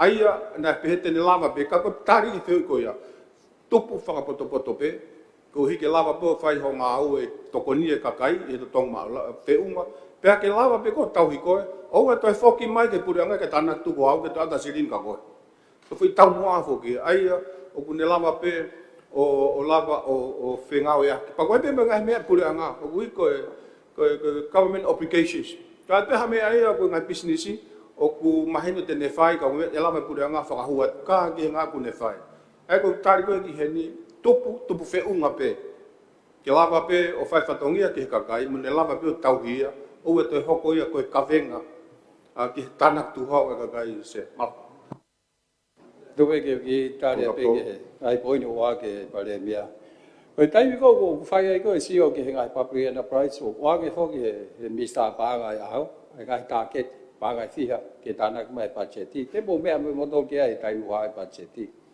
wa mau leo wa ha ki kau taha o ki holo hif kai ki hiki hata ila fa ba si beta mai o e ge fe fia pe mista panga e ma o pe ai se niti na budget ki ai au kai ke hange ko me mista si o ko ki he fa ko fa tongia versus ai profit au pa ke fa si o across the board pe ma ai fe ma o ai mista panga ki he ne budget wa ana e ai ko hinga pe ki mista ko pe ko te sio tau ta pe lava sio across the board pa u kai ke ave ha pa anga ia ki hinga business e pure anga no fa le pe na to ko business ko na to le o mai activity ni ki pure anga pa he activity ni o pesete ni manoa o fitu o futu ko hinga pe ke o mai ha ivi ke to nia ai budget da mi sa panga e o kai ke pe he ia o ta o pe o okay he now ngai project na to wai ngai project ia ai pot nga ko ai ministry pe ko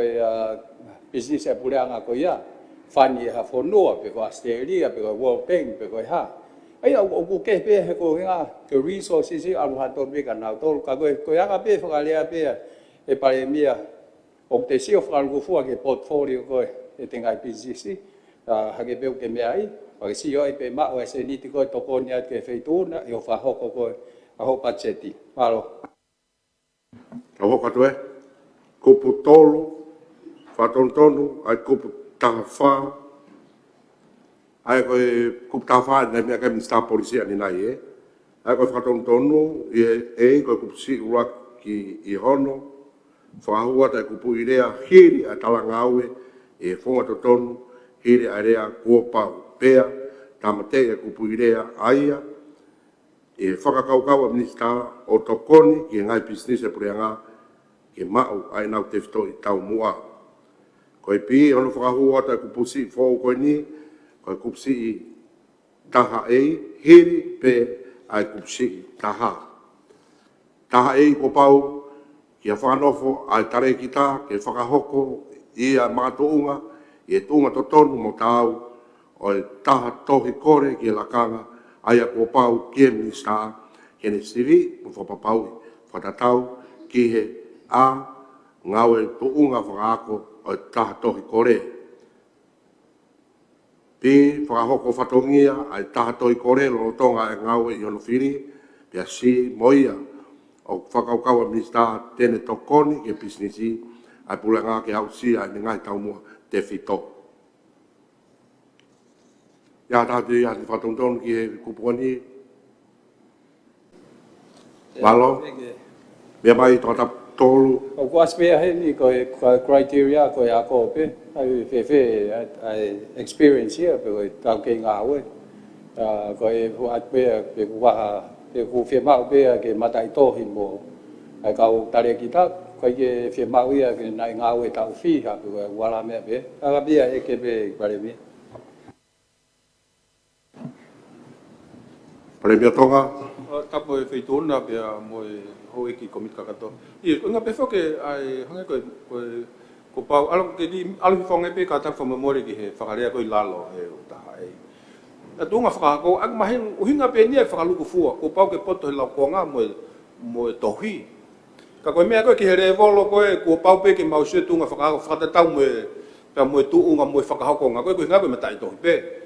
Ko pau ke fai vakai ki ai to ta ko hana tunga fa ko mo ta ko ve ko fa ta no e pare bia ke ai tunga fa ka ko pe mo tau ke fa ka nga we ko higa ke mahino pe ma huinga mo tau ke ha to ta ki he fa ho ko fa to ia ko ke ne to go si mai bia ne pechela me university ha o ho tare kita o pau ke mahino ne ne ki ilo wai mo ne ki tau ke e ko buhinga pe he kai ka pa de hang kita fai recruitment ko ni ko tala tu pe mahino wa ho fai lo nga ko e kai ke ta ha to avenue ke he ia ki he tau ke nga we ko ya pe fo tu wa tu ke falere ia ki ai foto ko na e pare via malo e sea tapa pe ke comunicator fa malo pe to ke foto ko ni ko nga pe u hinga ke tau ke u lo ki ko hatu nga fa ko ta ko no wa ko fa ko fatongi ta to hi kore ko ni e ko nga ang mahino me ko han fa fatongi ki mu pe ha mo ia ki he la kanga ko e ku fai ai no fa ka ia a en fa ko fatongi mo tau ke ko na ne fa e ko pi alo pare via e ko wa pe ko ke e ko asme lo tonga nga we ki hono fili e la pe interpret ko ta pe ko interview ko do fai ko process e fili ka mahalo apa ko ke kala ke ke fa pa la gi pe mana mahino ngai be na ke winga ki ai ko tai mahino mo tuan e ko winga be ma winga ai ni ke ai ha tau ke e to ta ai vào phá ngang à coi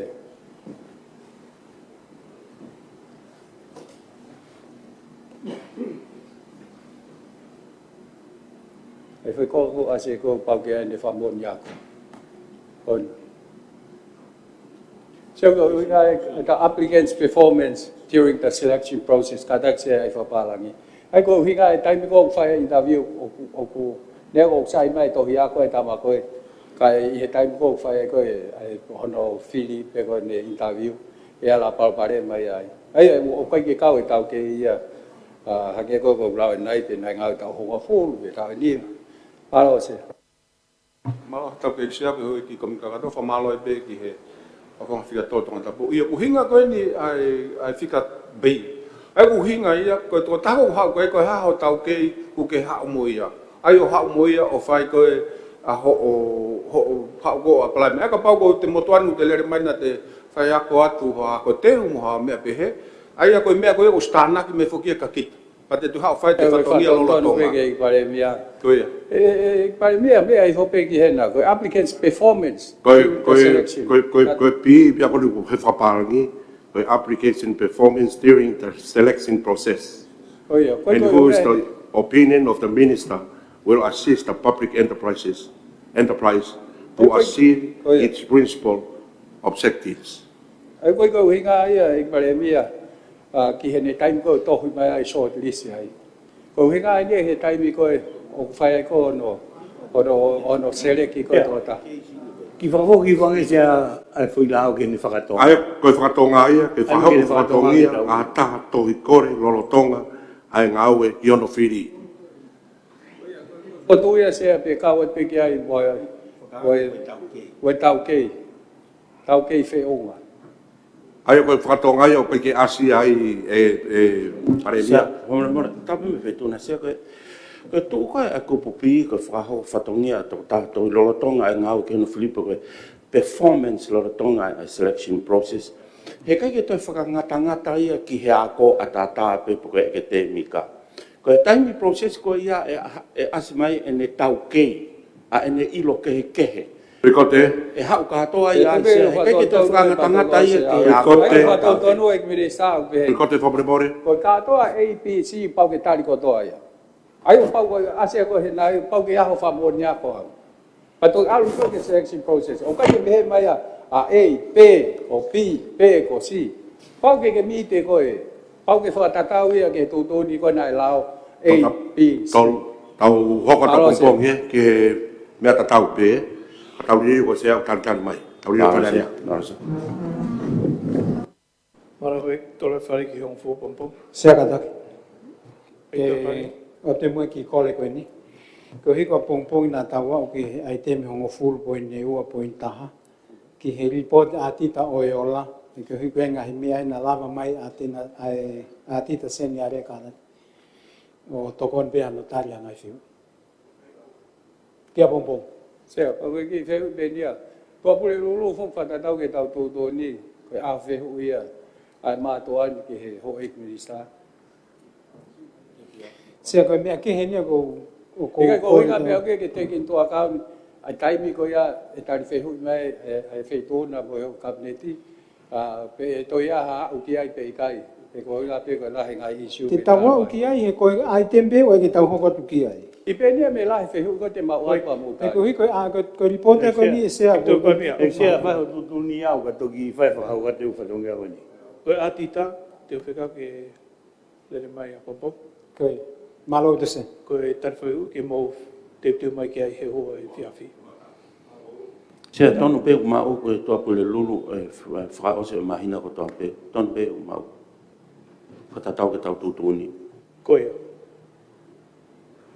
Ai o se mahina fo ore ba ni se. Eu tok whapapai me kala ke pe tonu a pompong pe. Sai pēo te ko te tari whehu ia mo to. Koe kesta i pasisu ka esi mo whalai o toko tamai, whela mari manion, ke ti tau toko to hoan whaipetangata. Amen.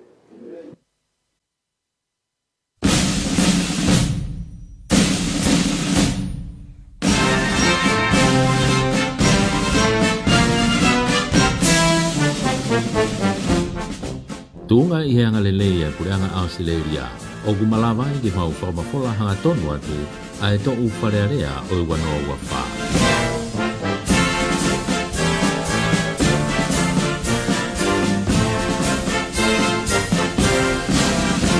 We are broadcasting the parliamentary deliberations for 2024 with the compliments of the Australian government.